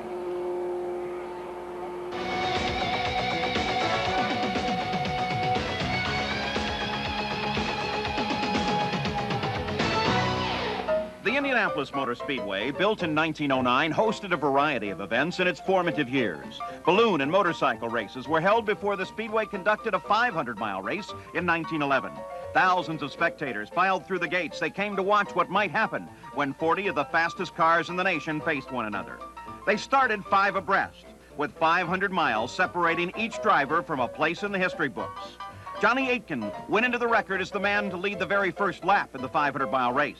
All but one of the cars had riding mechanics on board to warn the driver of approaching vehicles or to assist with trackside repairs. Ray Haroon, driving the only single-seater, made fewer pit stops because his car was lighter by the weight of a riding mechanic.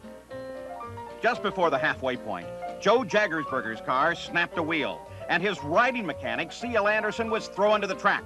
Harry Knight swerved to miss Anderson and crashed into the pits, hitting Herbert Little's idle car. The impact turned Little's car over. Knight's automobile landed on all 4 wheels, but had tossed its riders 20 feet. In all, 7 cars were eliminated in wrecks. The 500-mile grind continued on for a grueling 6 hours and 42 minutes.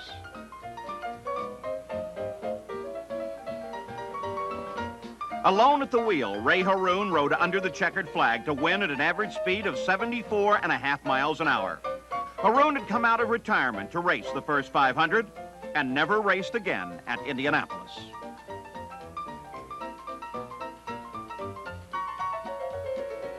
There's been a lot of history since Ray Haroon won here, but this challenge remains the same, 2.5 miles around Indianapolis.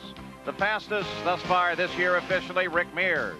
On the pole, A.J. Foyt, the center of the front row, and Mario Andretti outside. But remember, this is provisional. 13 cars have qualified. The second row, well, it looks this way. Bobby Rahal, then Michael Andretti and Jim Crawford. The third row on the inside, it's Danny Sullivan, Eddie Cheever, and Jeff Andretti. Eddie Cheever, by the way, well, that run was right about where he would have qualified if he'd gone out earlier. And then in the fourth row, the lone car of Scott Goodyear. These are the 13 that have qualified for the moment. But there's still plenty of time and plenty of opportunity to not only qualify, but to sit the car on the pole. The Indianapolis Motor Speedway closes at 6 o'clock this evening, Indianapolis time. Up until that time, any car running faster than Rick Mears will be the pole sitter. Can it be done? Well, that seems to be the fact that is open to question. Here are some men that are certainly capable of getting it done. The temperatures on the track will make the difference. We'll be back with more.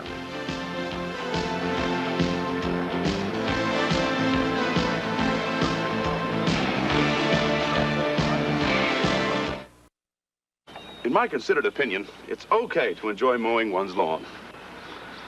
Oh, for heaven's sake. In fact, my snapper significantly enhances my sense of well-being. Of course, my snapper dealer was kind enough to offer a 14-day money-back test drive. The good man really stands behind his machines. So if you're looking for emotional satisfaction, my advice to you is seek professional help. That's right. See your snapper dealer. Anything less just won't cut it. Former world and Olympic champions meet in the first ever Pro Gymnastics Championships, plus the Pimlico Special. It's all live today on ABC's Wide World of Sport. It's the hottest day of the year thus far in Indianapolis. Temperatures in the 90s. And the kids are enjoying the fountain in front of the Indianapolis Motor Speedway Hall of Fame Museum. Some really excellent machines on display inside that building, and fast machines on the line at the track. That's John Andretti's cars. They're making some final preparations to get it ready to go qualifying at the Indianapolis Motor Speedway. We, of course, will remain here throughout the afternoon and tomorrow, and should someone go out to qualify, should things change, we'll be right back with you. It has been thus far a most unusual, but certainly an exciting day with A.J. Foyt starting off the run and sitting on the pole. That was really a remarkable moment, especially considering he was coming back after a crash last fall. Here was A.J. Foyt's run. Streaked around this track, the very first guy out, and qualified at 222.443 miles an hour. When the qualification was done, A.J. talked to us. AJ, you said before the crash that the car had more in it. Well, it really does. I think it's a good race setup what we had, and it's just a little bit tight, and I had the crew to raise the gear right before qualifying, and probably, you know, the heat come up pretty quick, but all in all, the cars performed well, and I just didn't do the job probably I should have, because... Yeah, but you got the job done pretty darn well. It's a solid one, but it seems like it's a lot of things are hitting you. How's the physical side? You said you were nauseated this morning. Well, I took some vitamin pills on an empty stomach. I knew better, but it was just, it's nothing big. It's something big. You look pretty upset. It's a getting to you, isn't it? No, not really. Paul, I think his eyes tell you differently. That was get all your point earlier. For a moment, he had the pole, finally taken away by Rick Mears. And A.J. sits in the center of the front row. And then this was Randy Lewis, the second man out. He brushed the wall, and then something broke at the right rear of his car, sending Lewis crashing against the first turn wall. Fortunately, the car did its job. Randy Lewis also was fairly skillful in keeping it down away from the wall. He was not injured. And then it was Rick Mears that came out. As he was cheered across the line, accepting the green flag, he was certainly one of the men that could break A.J. Foyt's grasp on the pole, and Rick got the job done. He qualified at an average of 224 miles an hour. 224.113 miles an hour. For the moment, it's Rick Mears on the pole. 9 out of the last 10 years here, we've seen new track records set during qualifying. Unless someone can 1.2 miles an hour faster than what you see Rick Mears has done at 224.1, we will not have a new track record today. So we look through the field as it's lined up at the moment, but remember that this is provisional, and we'll continue to keep track of all of the action at the Indianapolis Motor Speedway throughout the afternoon. Bobby, some people are going to have to take a whale of a gamble. They are, Paul. It's hot. You can't do anything about it. They'll gamble till the last hour, and that's what we'll see then. So for the moment, the Indianapolis Motor Speedway is open for practice. The safety crews are out checking to make sure the surface is prepared should anyone want to go out for a qualification run.